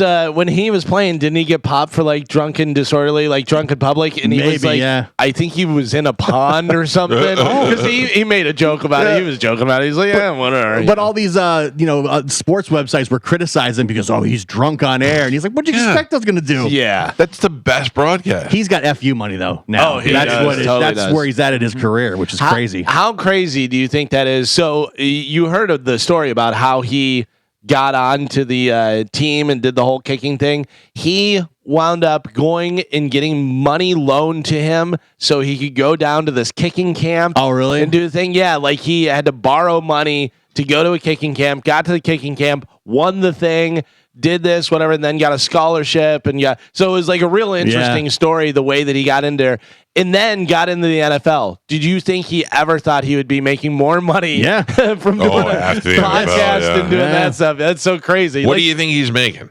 Oh, his last deal was like $300 million. No. Yes. Yeah, it's crazy. Wow. Yeah. His ESPN deal was like $300 million. Because all right, so how about the guy who runs the WWE now? Like that, it's part of that bigger company. Yeah, the one that does that. They own UFC too. UFC, yeah. That guy had to go on Wheel of Fortune so that he could win money to go to college. Yeah. That was his plan. Like Yeah. he was going to go on Wheel of Fortune, try to win the money, and then use that to pay his tuition in college. Now that guy runs that company. Yeah, that's Those crazy. are great stories. All right, we got to take a break. It's straight up 8:30. 727 doesn't work, but 800-771-1025 does. We'll take your phone calls next on 1025 The Bone. I am farting like crazy today. We know. I mean, you really? I Yeah. heard one earlier. I mean, that was rough. It's barely just air. It's all CPAP air working its way out. Well, then I'm sure it's Yeah. fine. Although I did fart outside, Galvin, it did stink a little. And if you fart outside and it stinks, you know it really stinks. But I'm pretty good about not, like, when I know I have it in me and I know they stink, I try to hold them. Nah, You let them rip? no, I don't think you do. Oh, no. Oh. I'd catch some stuff over here sometimes. No, I know. That's not me. I guarantee it's not me. Somebody. No one knows the smell of their farts better than I do. All right. I can tell you. If Well- you gave me 3 farts in a bag and said pick your own fart, I could pick my own fart. A for fart in a sure. jar? Yeah. Remember that song, 3 Farts in a 3 Bag? farts in a bag. No. It's an old Irish song. Liam Payne from One Direction that died. Mm-hmm. Okay, how did he die? He jumped or fell out a window. I thought he jumped off a balcony.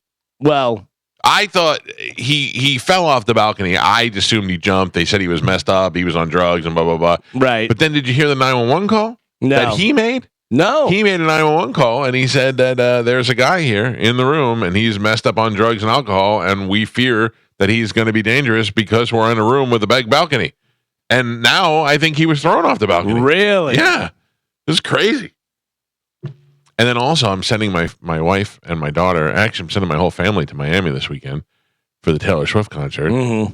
And I saw that you sent me a story where they have heightened security. Yeah. Oh, I don't need, come on now. Well, I mean, it's been Well, happening. remember the threat? Yeah. Right, yeah. overseas?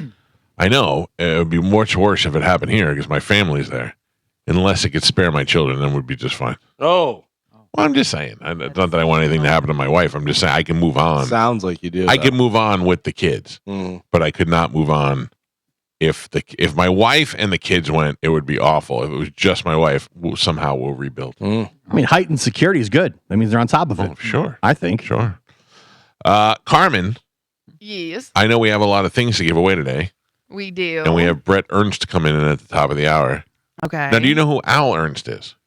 Yes. You do. Yeah. Can you picture him? Yes. Picture the opposite of Brett. That's Al. Yeah. Yeah. Is that Brett Ernst is a good-looking kid, and Al Ernst is a fat old guy.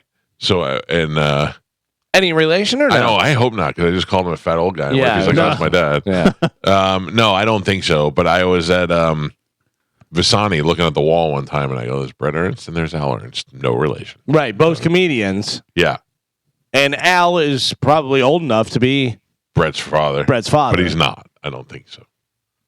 Fat old guy? Is that what you're talking about? You're the fat old guy. Yeah, I don't think so. All right, let's give some stuff away right now. A little "Who's My Baby's Daddy." Okay, everybody, this is Maury Povich, and it's time to play Who's My Baby's Daddy? Lord, I've been done had too many babies, honey. Who is my baby daddy? Girl, I'd be a millionaire if I could ever figure out where I got Cheeto, Limbo, Cracker Jack, Orangelo, K Martina, Salmonella, Velveeta, Genitalia, Catfish, Leroy, Cocoa Puffs and Pluto, Penelope, Jack Daniels, Buford and Lamangelo. Who is my baby daddy? Don't even two of these children even look alike. Aloe Vera, Maybelline, Gingivitis, Brill Cream, Cruix, NyQuil, Gangsta Q and Daffodil, Ron Bacardi, Captain Morgan, D-Mark Torres and DeLorean, Gynolotrum and Felicia, Chlamydia Champagne.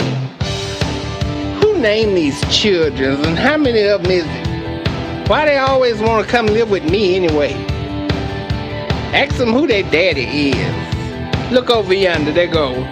Nova Scotia, Bubblicious, Cuponita, Gonorrhea, Ice Bucket, Batuglia, Visine, and Margarita, Percolator, Terminator, Velcro, and Taekwondo, Varicella, Chromosome, Obstetria, and Shathid.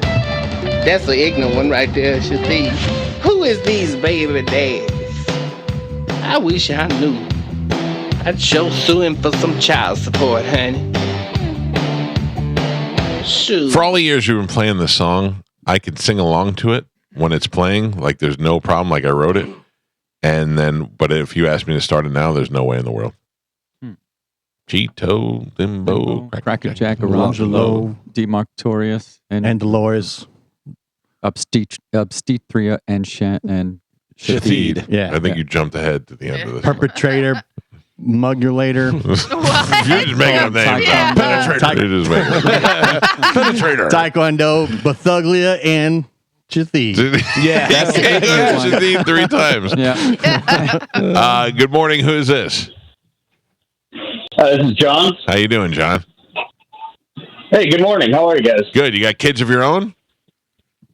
Yeah, I've got a 5-year-old little girl. She actually turned 6 on Tuesday. Well, congratulations and happy birthday to her. What we're going to do is we're going to give you her side of the story first, then his side of the story, and then you, sir, will decide whether he is or is not the baby's daddy. Let's hear her side of the story first. Here we go. Welcome, Kayla.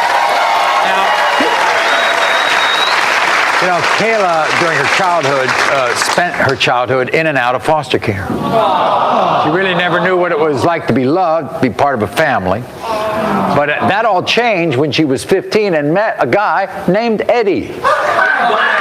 And so fell in love with Eddie, and throughout the next few years, they had 3 kids together. 3 kids. But the dream of a perfect family has recently come crashing down because Eddie now denies the oldest child, 4-year-old Jameer, and their youngest child, 1-year-old Eddie Jr. Look just like him. But he accepts the middle child, who's the daughter, and he says these kids do not look like him. Yep. My kids favor him. So after being hurt by Eddie with these denials by him, you kind of had a big change in your life. I sure have. I'm now a lesbian. I have a lesbian girlfriend. Yeah. Way to go. Wow. All right. I don't know what Eddie has to say for himself, but let's find out where Eddie falls in on this. Here you go. I met Kayla working at a fast food restaurant. She wanted extra value meals, so I gave her extra meat. Kayla felt hard for me. Who wouldn't? I'm sexy, I got money, my own car, and I'm funny as hell. I'm not surprised you try to put 2 babies on me. I can't be fooled. I know them 2 kids aren't mine. Those kids don't look nothing like me. You see them eyes right there? Look like the dude that sell loose cigarette down the street. Hey, look at their hair. One of them got good hair and one got bad hair. They must have 2 different daddies. Hey, look at their foreheads and look at my forehead. Their forehead don't look like mine. Look like a 35-cent honey bun. And they got a thing for women now. Her girlfriend play a role of daddy. So let them play daddy and leave me alone. You do not want a kid with a 35-cent honey bun head at all. Not at all. She wanted extra value, gave her the meats. Oh, you know what it means, Carmen. You've had a 35-cent honey bun before. Delicious. All right, so here's what we got. We got 3 kids. He says the older one and the younger one are not his, but the middle one is. Right. Let's go around the room first. Galvin, is he or is he not the baby's daddy's? He's sexy. He's good looking. He works in fast food. Funny. He's got his own car. Yeah. So he's Eddie. Eddie Jr. is the 1-year-old that he says is not his, and Jameer is the 5-year-old says not his. Daughter, he says is his. I say all 3 of them are his. You do. Okay. All right, Gio. I say one of the 3 are his. Just like he says, the middle one. Yeah. Okay. I say 2. I think we're gonna have 2. I think Eddie Jr. and the middle one, the older one, I think he's right, is not his. But John, it is up to you, sir. Is he or is he not the baby's daddy's? Oh, both kids. I would Three. say he is the baby daddy. All 3. You say all 3. Yeah, but the 2 in question, right? Yeah. Okay. Yeah, all 3. He's the baby daddy. Yeah. All right. So he agrees with Galvin and says that he is in fact the baby's daddy. Let's check in with Maury Povich. Find out if we're right. Wouldn't it be interesting, real quick? Wouldn't it be interesting if the one he says is his is not, and the other 2 are? That would be The switcheroo. And now she's a lesbian. Don't forget that. Yeah. Right. All right. Let's check out with Murray and find out. When it comes to 4-year-old Jameer, 4 years old. Not. Eddie. You are not. You are the father.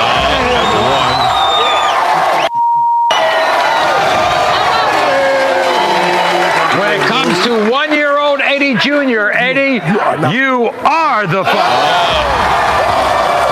Did they do the middle one for giggles? No. No. Well, that one he knew. It was just the 2 in question. He should have known that he was Eddie Jr.'s father. It's Eddie Jr. Eddie Jr. Yes. Makes sense. 35-cent honey bun head. Congratulations, sir. You are in fact a winner. I will put you on hold. Carmen will grab you during the break and we'll hook you up with a prize. Okay.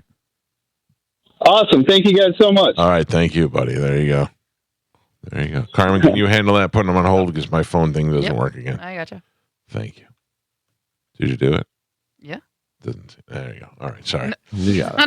No. I know. My phone thing is just all whacked out. Eddie Jr. is in fact he is the baby's father. I can't imagine being 16 years old now and just seeing that tape in the basket of tapes. Like in my house, we had a big wicker basket next to the TV. It was filled with VHS tapes. And a lot of them were movies, like my mom's favorite movies that had been dubbed over. So not dubbed over, but they're like illegally copied. So she had a copy of Same Time Next Year with Alan Alda and On Golden Pond and those kind of movies. A lot of bootlegging back then. Yeah, it was. I mean, all you needed was 2 VCRs. Yeah. It was pretty easy. And then I had my comedy specials in there, the Bob Saget special. I had my Buddy Hackett. I had Eddie Murphy Raw. I had this one tape with just all that in there. And then I could keep a porno in there because and just disguise it as something else because nobody was just grabbing random tapes out of there. You know what I mean? But just imagine you had that one marked. Like, I wish to God I could find this one. I have one that is a video that me, my brother, and my mother made at Busch Gardens of us doing a music video. Oh, wow. Oh. I'm wearing a wig, and we're singing the Do Wah Diddy song. Remember? Do Wah Diddy Dum Diddy Do. Yeah, we're doing that, and my brother's like fake playing the drums, and we're jamming out. That may be the cringiest thing you'll ever see in your life. Was that at a Soundtracks, Michael? It was, like one of those kind of places where you I worked at that place in Universal. Did you really? Yep. Yeah, you did. I could just tell you did. You look like that. Yeah. I feel like everybody had a porno tape hidden amongst the videos. You got to know what it was called. The one at my house, it was on a copy of E.T. the Extraterrestrial. Oh, Extra Testicle. Yeah, it said E.T. handwritten, and I put it in one time, and it was a full-on porno. See, you didn't want to make it. You didn't want to make it anything that looked appealing to somebody else. Like somebody might be like, "Oh." I will tell you that I just realized an unfortunate title for the porno that I had was Young Guns. We just slapped a sticker and wrote Young Guns on it because it was a good movie, whatever. Young Guns, we threw it in there. But yeah, no Young Guns were actually on the porn. Young Gums, mine was Winger. New Year's Eve on MTV. Oh, yeah. No one in my house was ever going to be like, let me see what Winger did a couple of years ago on MTV New Year's check Eve. it out. Right. So I knew I was safe. This was on MTV? Yeah. Yeah. But the thing is like, you know that guy's got a tape in this thing that says, when we were on Maury. Right. And the kid's like, let me see what this is. And then here's his father saying that he had a 35-cent honey bun head. Right. And that his mother's a lesbian now. Yeah. That's got to be pretty upsetting to a kid. Weird. Very weird. All right. Well, good luck to those babies, the Maury babies. I'm sure they'll all make fine fathers one day. Oh, my God. And Maury still does this, correct?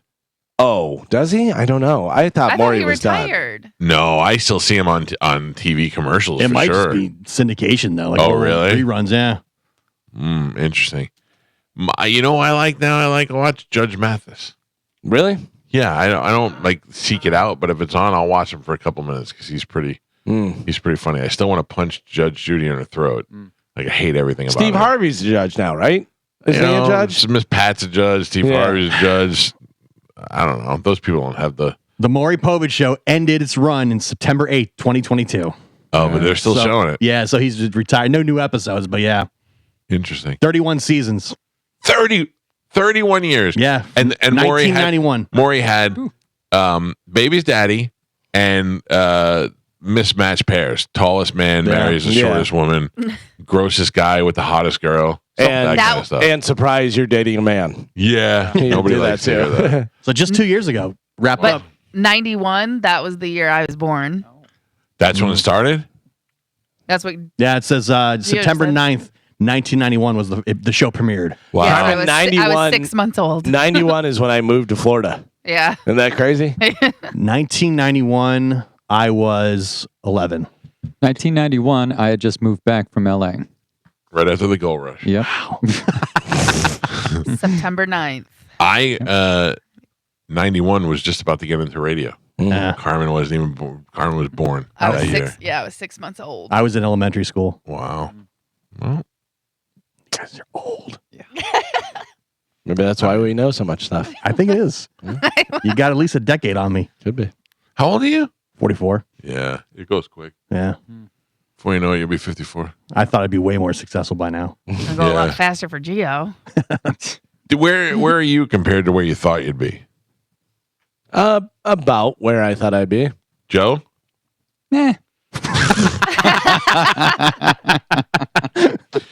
Joe, you're what my grandmother would call gunudo. What was that? You're content to be you. Yeah. Joe's had a lot of ups and downs, though. I have. I've Hills been and on valleys. top. You know, I've been not on top. You know. Where do you ups, consider yourself downs. now? Are you on top? I think I'm in the middle. You know. I mean, you're on a big mountain. Yeah. Would you say you're on an upward trajectory or a downward? I think I'm on an even keel. Yeah. Is what I would think. Yeah. Yeah. I see that. I got a house. I'm probably not going to get thrown out of. All right. You know, my life is Galvin. coming We'll together. see. Galvin might not throw me out. You got a series of roommates. Yeah. Oh. Yeah. So It was interesting to see you hanging out with New Spanish last night. Oh, New Spanish. Yeah.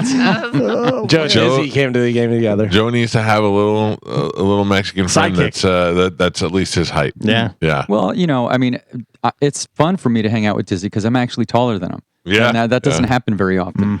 Yeah, you two are that's like a real father son. Did Dizzy drive you? Well, I took Uber to his place, and then he Ubered there, and then he went to his girlfriend's house in St. Pete afterwards. What'd you do? You Uber home? No, Oh. he dropped me off on the way. That's Why don't you cool. go to his girlfriend's house? Why would I go to his girlfriend's house? I have a girlfriend at my own Well, house. you got to make it weird, Gio. Oh, sorry. Yeah. All right. Oh, yeah. I don't know. A lot of weird stuff happens in St. Pete. I don't know. It's so weird that Joe was with the other girl for such a long time, and then this girl, and she's immediately in his house, and her mom's there, and her daughter's there, and everything. Yeah. But I've known her for like 17 years. Oh, really? I don't think Yeah. I knew that. Yeah.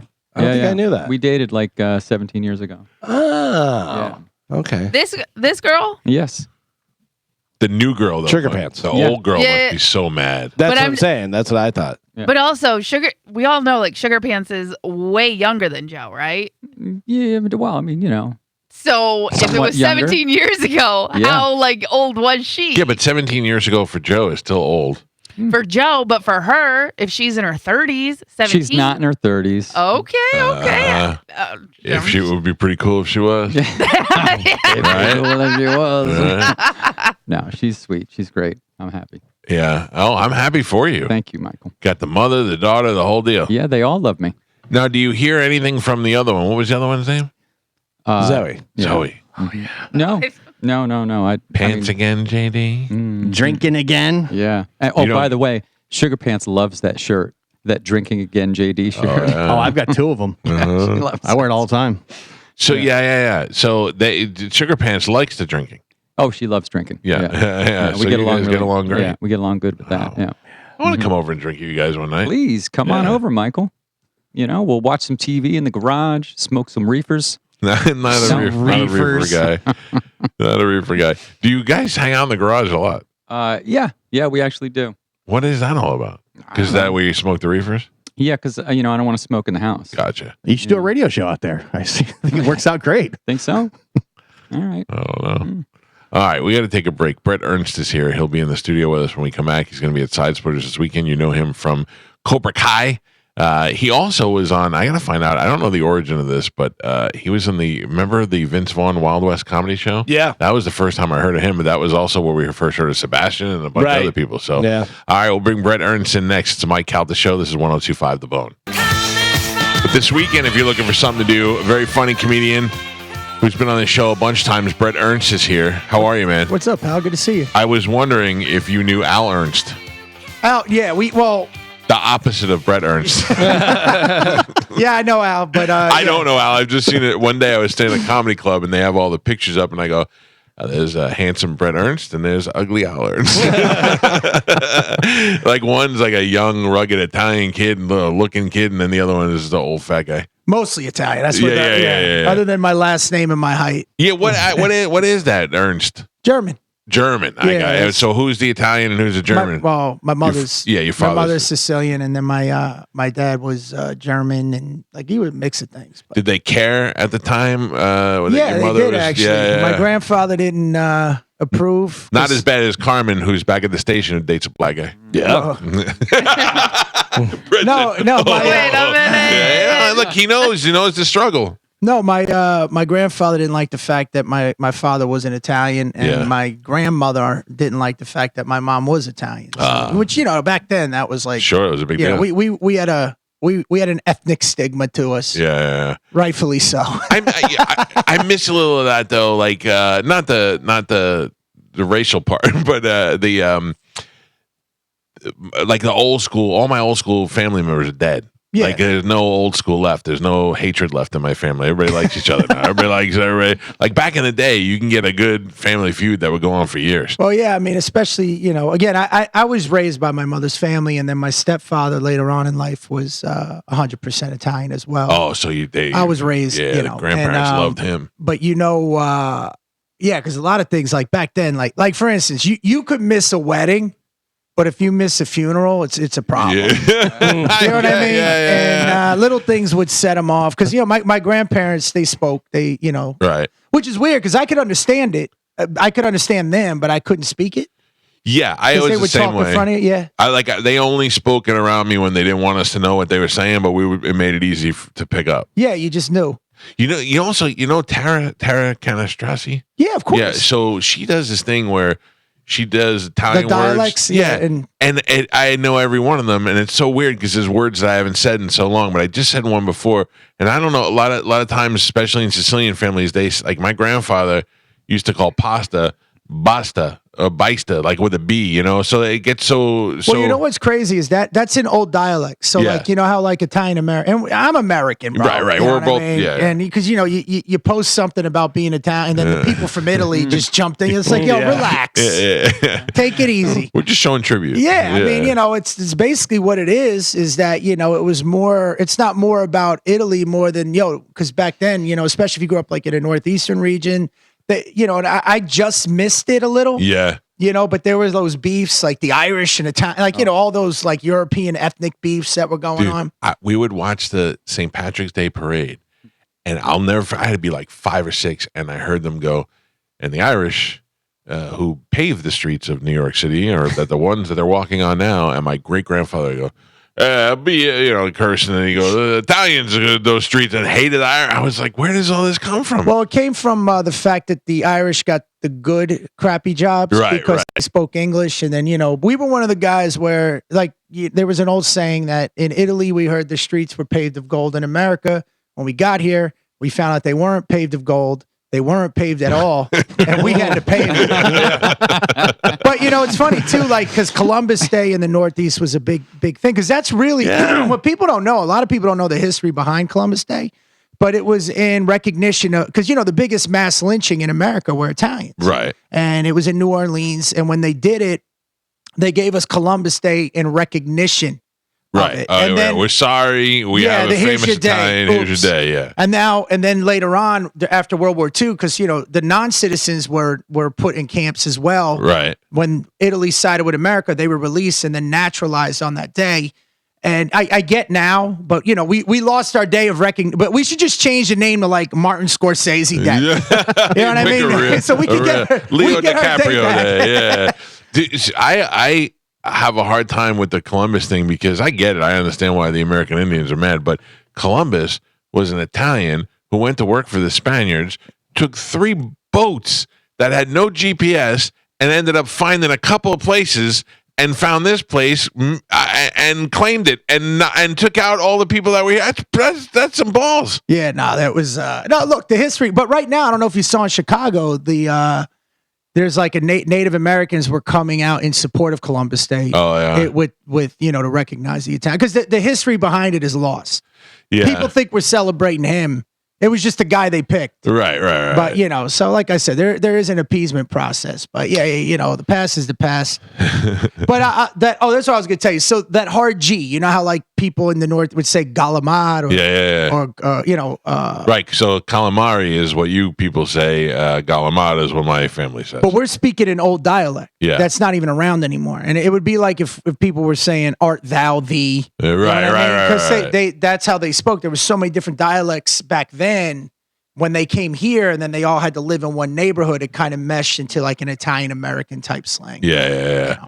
I just said to Joe that my grandmother would call him something she said called gunudo. Yeah. You ever hear that? Yeah, cornudo is like a.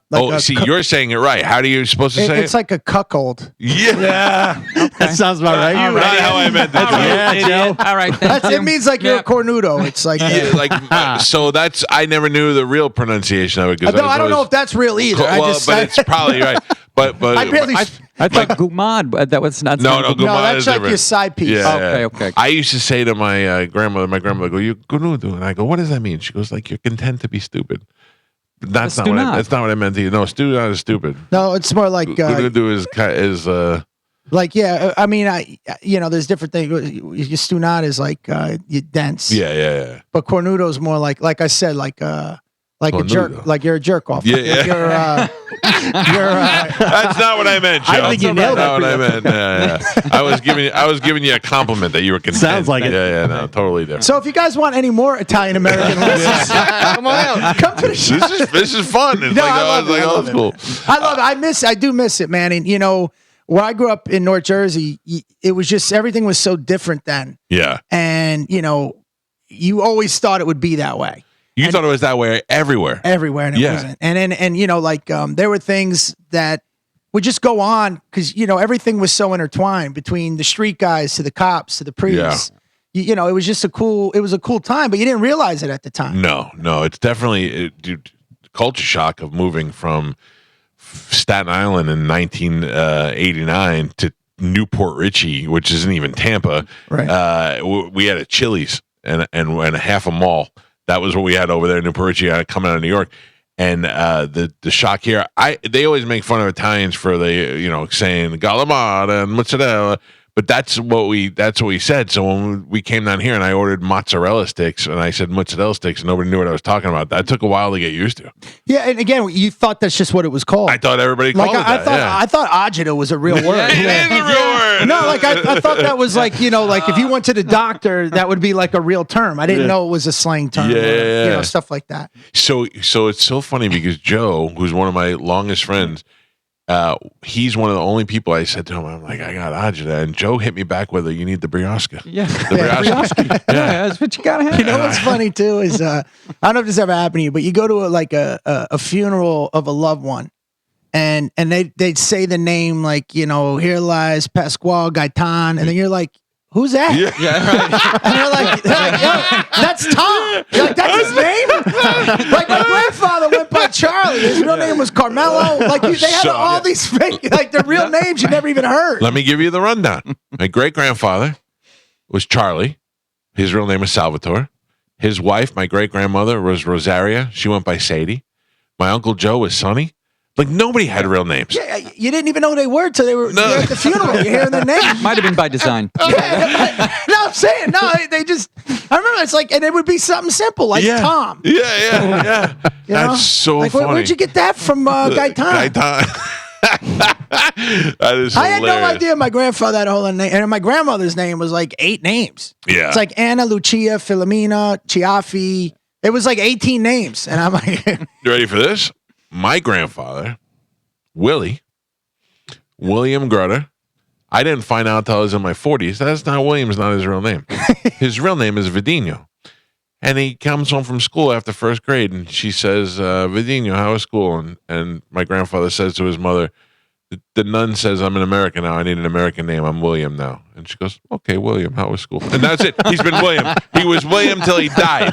From Vidino, the nun changed his name on the first day of school, and the mother agreed with it.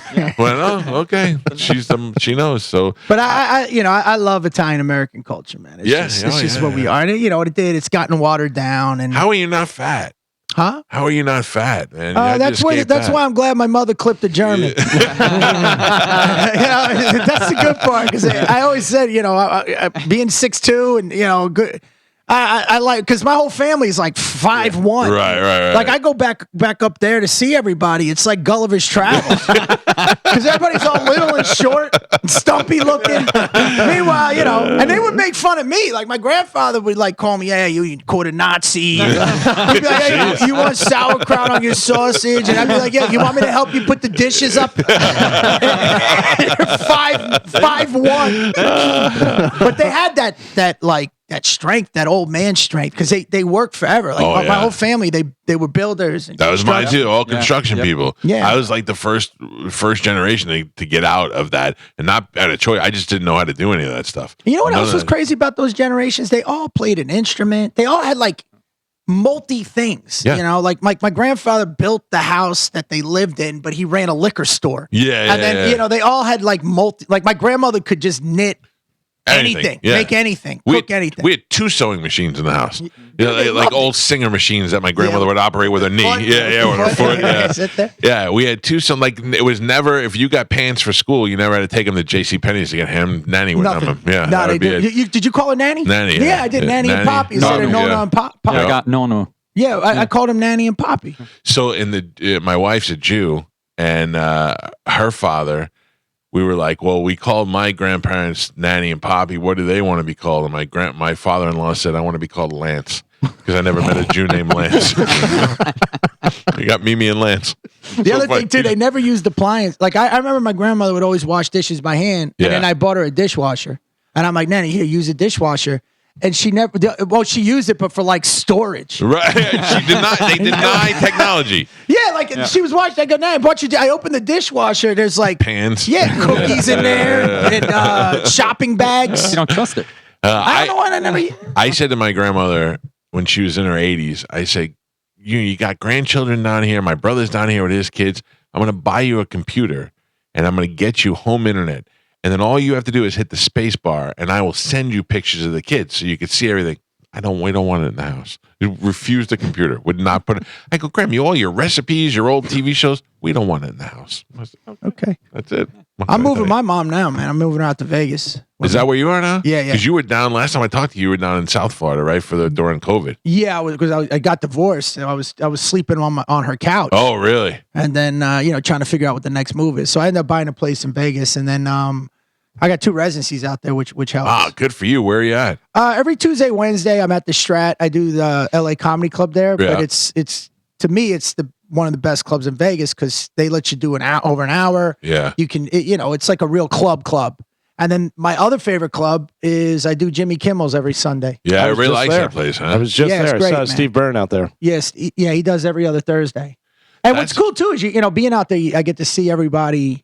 Because everybody comes through every now and then. And now you make it a point to see each other. When I was in LA for 20 years at the Comedy Store, you would just see everybody at the store. Random, Now, you go out, like me and Steve, when he was there last time, we went to Top. I don't golf, but he was at Top Golf. I'm the same way. I don't golf, but I'll top golf, but I don't want to golf. Yeah, I just hung out. Yeah. And then, I forgot who else. Brian Regan came through. And, you get together more when they come in town, because there's just more to do. How I was thinking about this morning. I think the first time we had you on, you just come off that Wild West comedy tour with Vince. That was years ago. Yeah, that was like the first time we ever had you on. Right. Last time I was here, we were doing Cobra Kai. It just got picked up by Netflix. Right. Where do you get the phone call from Vince Vaughn that says, I want to do a comedy tour, and I'm not going to be doing comedy. Well, what happened? So there was a big show in LA for years. It ran. It was called Dublin's. It was every Tuesday night. Okay, and it was phenomenal. It was like lightning in a bottle. Yeah. It was because in LA you had the store guys, the factory guys, the improv guys. The store at that time was not. It was dead, man. Right, and that we call it like the Rogan years when it was like Rogan, Joe Diaz, Dice would be there. And we were just there. There'd be like 15 people in the crowd on a Tuesday. Really? And then the Laugh Factory had, they were pretty packed, and the improv was the improv. But then this show was when all the regulars came together to perform. I mean, it was phenomenal. And in the audience was like a who's who at that time in Hollywood. So I had met Vince right before Old School came out. Okay. And then he used to come to the shows, and I would perform there, and then we would hang out afterwards. And then we became friends. And then after Wedding Crashers came out, he had this idea to do this doc, and then he loved Sebastian, he loved me. Yeah, who was it? You, Sebastian, who else? John Caparulo and Ahmed. Oh yeah, and Ahmed, yeah. So because we got to know all those guys from that tour, because sometimes back in the day, I mean, this was that 20 years ago, 16 years ago. It was we shot it in 06. It came out in 08. Right, and that was when we first started at this station. You know, there's a lot of comedians that are West Coast guys that you don't really know, but all right, he was on this Vince Vaughn thing. Let's see what this is all about. Then we got to meet a lot of guys that were, even Steve came as like an offshoot of something like. Well, yeah, Steve joined later on because then we started doing live shows, like we did a Super Bowl show and stuff like that, and then Steve would jump on that. And were you single at the time? Excuse me? Were you single at the time? During the tour, I broke up with my long-term girlfriend. We were on the outs, but I wasn't single. And then after that, when we were doing the basically what I'm saying is how much ass. Well, that's all you gotta. That's all you gotta ask, man. Right. I mean, think about it. At the time, Vince is the hottest thing in L.A. Good-looking guy. He puts himself around with a bunch of other good-looking, funny guys. That must have been the greatest. Like Bobby Kelly is such a fat liar. What? When he was on tour with Dane Cook, and I'm like, how much? You guys get, and he'd be like, nah, dude, it's not like that. Dane's got a girlfriend and I'm married and blah, blah, blah. And I'm like, yeah, I'm not talking about you. I'm like, Dane, they must be following him around. And he's like, nah. And then afterwards, he's like, oh, yeah, Dane was banging every city. And I was like, what do you think? I was going to rat him out before? I was like, I mean, first of all, we are talking on radio. Number one. Nobody cares. But number two, that was our tour was not, it was the families came. So we had really? 3 buses, and then Vince's sister ran the tour, but it was pretty tame because you got to remember the point of that documentary, we was doing 30 cities in a row. Right. So you're always moving and working. You're out. You got to drive to the next one, and plus we were filming everything, and the studios were there. It wasn't. We treated it like business. I mean, I'll tell you where we had the fun was on the bus traveling. Yeah. Because it was sponsored by Budweiser at the time. That's the best. We were drinking and EA Sports. So we were playing Madden. We had tournaments, and I love to play Madden. We had it really was. It was like we were in middle school. Yeah. You got to be adult kids, and then we were all living on one bus. Yeah. So Vince had the main room because he owned the bus. Right. I was on the top bunk. Sebi was on the bottom. Then the couches were Ahmed and Cap. They would pull them out. Yeah. And then it was to be honest. I don't care now. I would have told you, but it wasn't. Yeah. Is Sebastian ever like, you remember when I had to sleep on a bunk? Now I got 18 buses. You know what's funny is because Sebi had a sister, Ahmed had sisters, Cap had sisters, Vince had sisters. Yeah. So they always had their own rooms. I grew up in a 2-bedroom apartment. Yeah. The 3 of us shared a room. I could sleep anywhere. Right. You know what I mean? And they were like, I love those bunks. You get a bunk on that bed is great. They were making fun of me because I would just sleep. I could sleep no matter what. Yeah. It's so funny. We rented one of those buses with the driver. A couple of years ago, we went to Tennessee, and my brother is nuts. He's like, we got to rent a plane. I'm like, I'm not going to rent. I'm married to a half Jew. There's no way I'm renting a plane to go to Tennessee. And he's like, oh, it's like $15,000. I'm like, yeah, we could drive there and be there in 8 hours. So I'm like, he's wanting to do something extravagant. So he's like, I'm going to get a bus. So he gets a bus with a driver, and they have the bunks there. And I get in the bunk, and it's got a little air conditioning thing right at my face. It's got a little DVD player in there. TV I'm like, I'm there. I came out. Every once in a while I come out, and everybody go, oh, hey, he's alive. He's awake. I go, what are you guys doing out here? I'm in the best coffin of my life over there. You didn't get the back room? They usually have the captain's quarters. Yeah, I didn't want it. I like to be in the little bunk. But you can't. The only problem is you can't take a dump. No, you can't on the bar. Yeah, but I wasn't on it that long. I was on it just from here to, I think it was ended up being like 12 hours, and we'd stop along the way to get food and stuff. So that was fine. Yeah, if I had to live on that thing, I don't even know. Like, my biggest fear is having to crap on an airplane. I don't know what I would do if you travel a lot. Do you ever have to poop on a plane? Yeah, I've never. Thank God, knock on wood. One time. I don't want the Malokia. Just by talking about it, we gave it to you. That's why you do this. Yeah. You ever put your thumb in there? Fight it That's back. supposed to I've never had to, man, and and I fly a lot. I flew to Japan, and I had to do it in Japan because they're like constantly feeding you and on the plane. But it was such a big plane that they had like a handicap bathroom, so it was like you could run in there. It was so big, so I was like, that's my only time I ever had to do it, and it was perfect. But I'm in there sometimes standing there trying to pee with my forehead on the ceiling, and I'm like, how would anybody try to crap in this Did thing? you take a dump in the No, plane? I was just on a plane and I had to pee, and I'm like, I'm 6'4", so I'm like this. I'm like, this is impossible. I couldn't imagine after going number 2. Crazy. It's crazy. All right, so what are you doing when they call you for Cobra Kai? You just doing stand up, doing comedy things? You're going good. Yeah, well, with Cobra Kai, man, I was actually, it's crazy. It's a cool story, kind of. But get to it. I was doing a theater in Asbury Park that weekend, and I get a call. My agent's like, "Yo, there's some Karate Kid show for YouTube." Because remember, we shot it for YouTube. Yeah, we were talking about this morning. YouTube Red, which they had to change the name, by the way, Oh, because too many people kept going RedTube. Whoops. Totally different. So they shot the first 3 seasons. We only aired 2.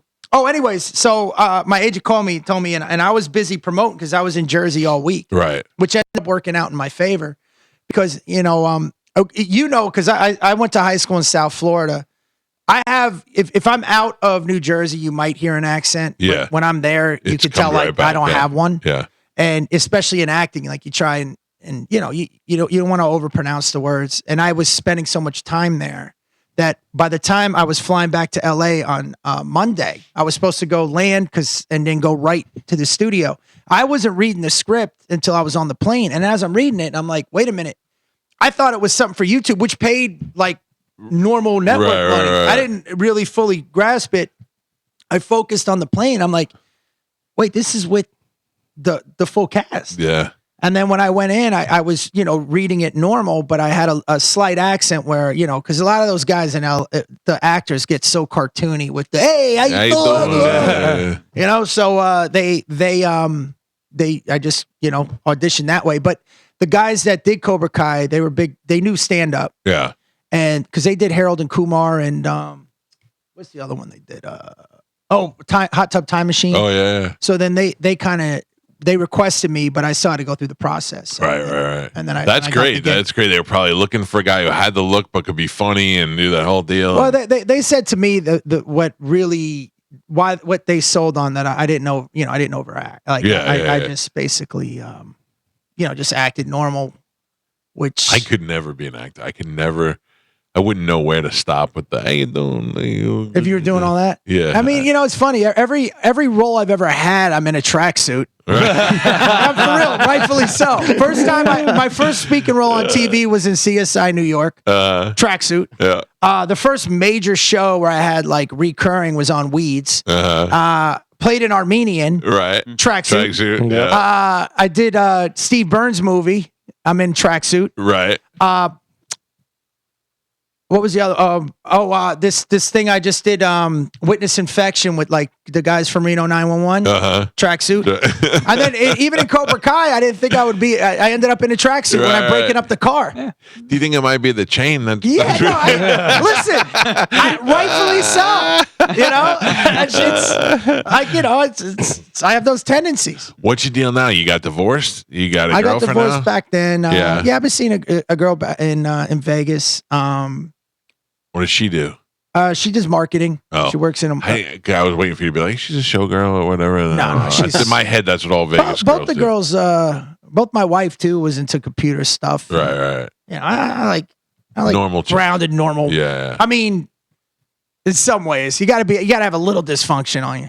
Yeah, my wife is a therapist, but she's also nuts, so it works out perfectly. Well, they usually are, right? Yeah. It's like when you're on set that you'll meet the hair people and their hair's all messed up. Right? You know what I mean? The catering person's a vegan. It's like they're always opposite. Yeah, of what they're. Yeah. Is there anything better being an actor than the catering?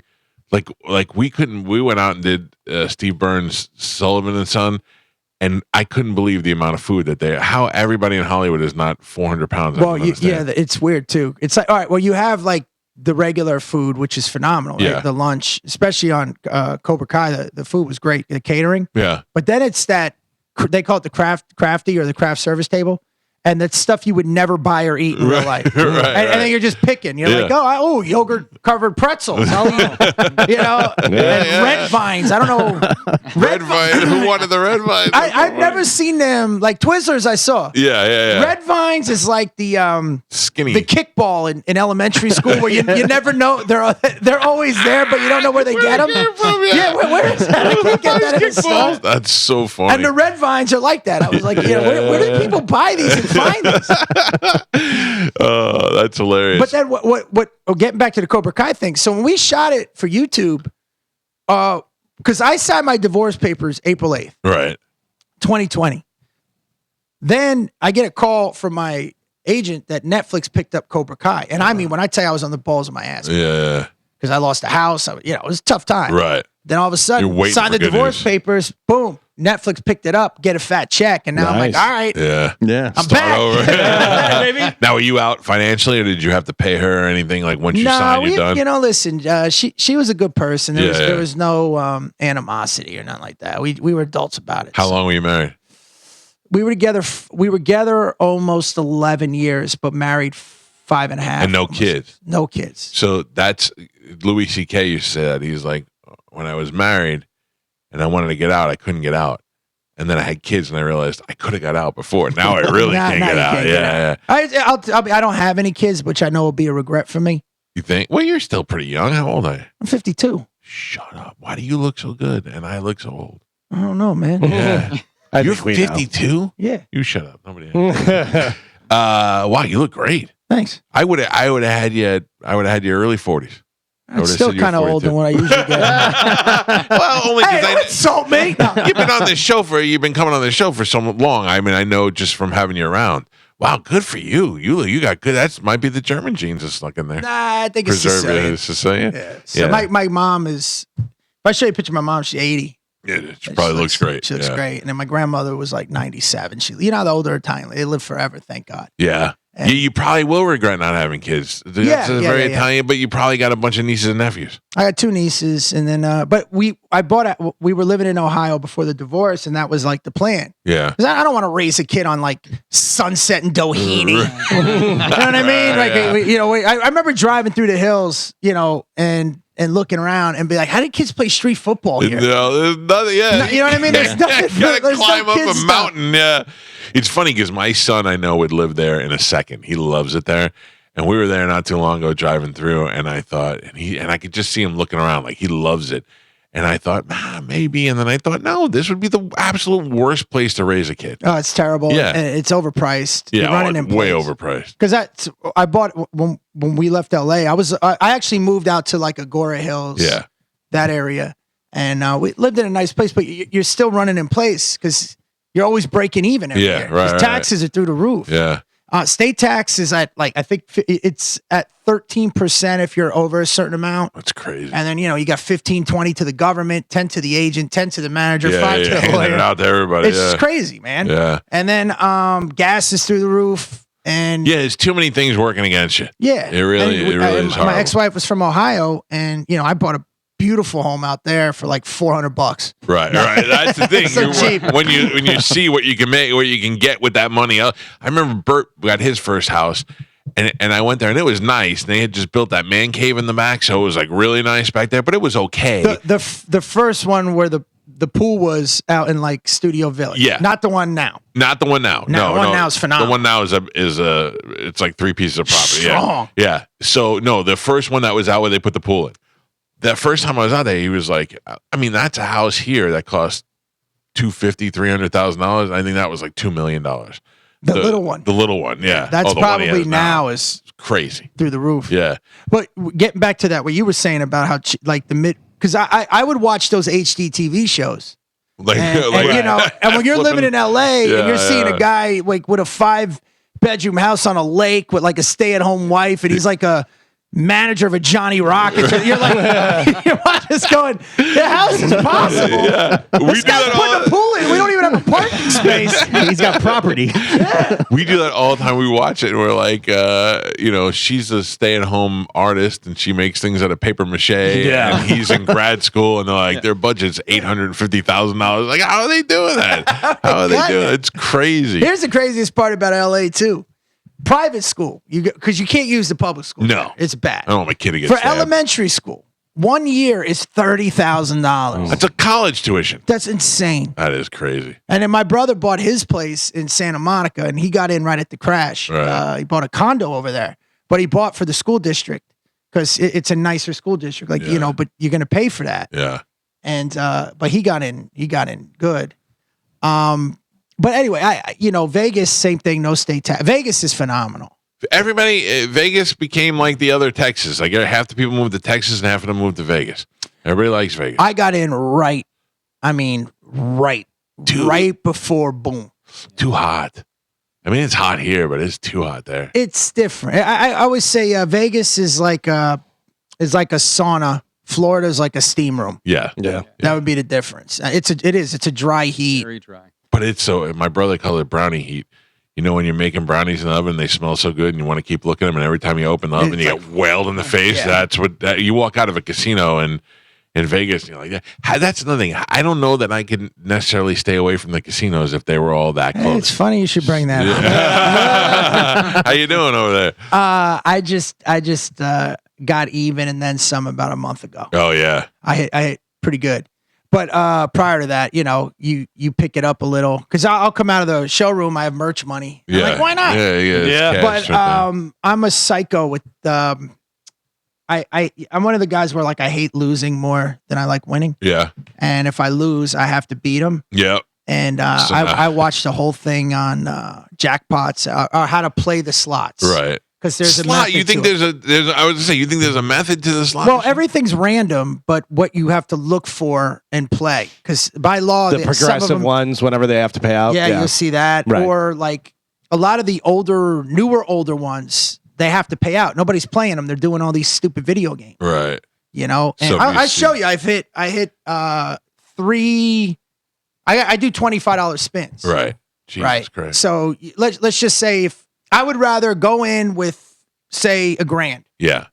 Instead of going in every day, put 100, 200, you're losing. You probably lose more mentally, right? If you're doing that every time you go in. Okay. So let's say you go in 8, 9 times and you're playing 300. Same amount. Now you're at this way you just take $1,000 and you increase your odds. I play the hot sevens. I'll show you when we get off air. Right. Sizzling sevens are the way to go, man. That's what I told him before. And with the gold bar triple, $25 spins. Now, have I lost $1,000? Yeah, where nothing hit. But when it does hit, it hits. Yeah. And now you got to learn. Okay, so let's say I'm doing $1,000, and let's say I'm 400 in, and then all of a sudden I hit like 4,400. Right. Cash out. Walk away. Yeah. We got to know when to leave. So the higher you play, the higher the because it's a bigger payout. Because even if you get bar, you're still getting, still up. Yeah. And as soon as you're up, put it in your pocket and then play the difference and then walk away. That's the problem. People can't walk away. So we were just there this. You're talking to Mr. Gamble in the mansion at MGM. Yeah, I was over at the mansion at the MGM Grand playing the minimum $300 hand blackjack. I did pretty well though. But my son sat down first day, third pull, $1,000 on one of the slot machines, and I go, listen. You won too early. I said, we're here all weekend and stuff. You're going to want to play more. I said, why don't you give me like 700? You take 300. I said, that way you'll have it whenever you get home and stuff. And he goes, no, I'm fine. I'll be fine. Okay. So I come up to the room later on and my wife goes, do you want to tell Dad why you're mad? He goes, I lost 1,000. I go, I go, listen, you can't be mad. We've all done it. You won too early. I go, you want to win on your way to the airport. You don't want to win the first day. I'll tell you what the slots though, it gives you, not anxiety. It's weird. It's like if I'm playing blackjack, I still feel like I'm making decisions. Sure. Yeah. Oh, yeah. The slots are so random. Yeah. And even if you win or if you lose, you just feel icky. Even the slots? Yeah, because you're sitting there playing. You have no control. You don't even, like half the time, and especially on those video ones, You have I don't even no know where you control. get. I got 42 grapes on a king, and I don't know, and the thing's going crazy. And that's the thing. That's why he's talking about like the sizzling sevens. The more ways to win, the more ways to lose. Sure. I just like the regular pay line. Yeah. You know, you don't have to go. I do don't know. multi-line though, not single. You do the crisscross that Now, stuff, whatever. Yeah. Now, if I'm doing a multi-line, the single line, if it's $3 a spin, but you got to look at what you're risking. So you want to get the lowest, highest maximum for the biggest payout. Right. Because now, if you look at those stupid video games, you're doing $8 spins, and the grand is like 20,000. Yeah.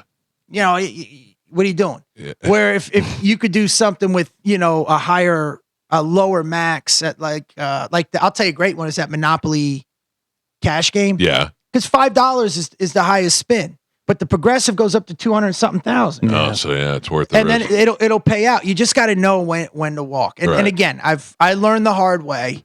I just got even and a little more. and I'm such a giddy. I ended up just buying a Cadillac. You know what I mean? Like instead of putting the money, I just bought the 2025 to CT5. In other words, I can pay off, get clean. Why not? Let's do ceramic coating. And basically, that's what I did. Yeah, well, look, that's it's so funny. We have a Hard Rock here.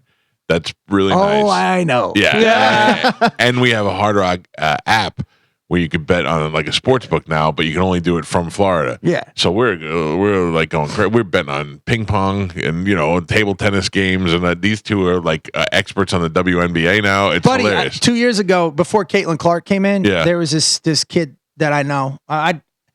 The kid would bet WNBA and was killing it. Yeah. He Yeah, said it was like easy. He understood the players. But at it's the time. also, I don't think they know what the lines are. Like they don't figure out. We talk about it all the time because like I'll go and I'll look at different people. And Kayla McBride, who averages at least 4 assists every game, and they would have her at 2.5 would be the line. And I go, well, she's going to get 2.5. Yeah. And it would be like plus 105. And I go, okay. And I take it every time. They're starting to figure it out now that it's becoming so popular. Here's what it is. Oh man, are we done already? Go ahead. No, you can finish. Oh, I had a gambling show in Vegas, and I Yeah. was talking to one of the top handicappers. His name's Jay Root, and he explained to me how they handicap games. Most of it is just information in a computer, Sure, yeah. Right. and then they do the lines, and then they give you like home field advantage is like +4, right? So and like wind will factor in, but to move the hook just by a half Yeah, point, yeah, but It's all analytics. it's all Yeah. it's all Oh, yeah. computer stuff.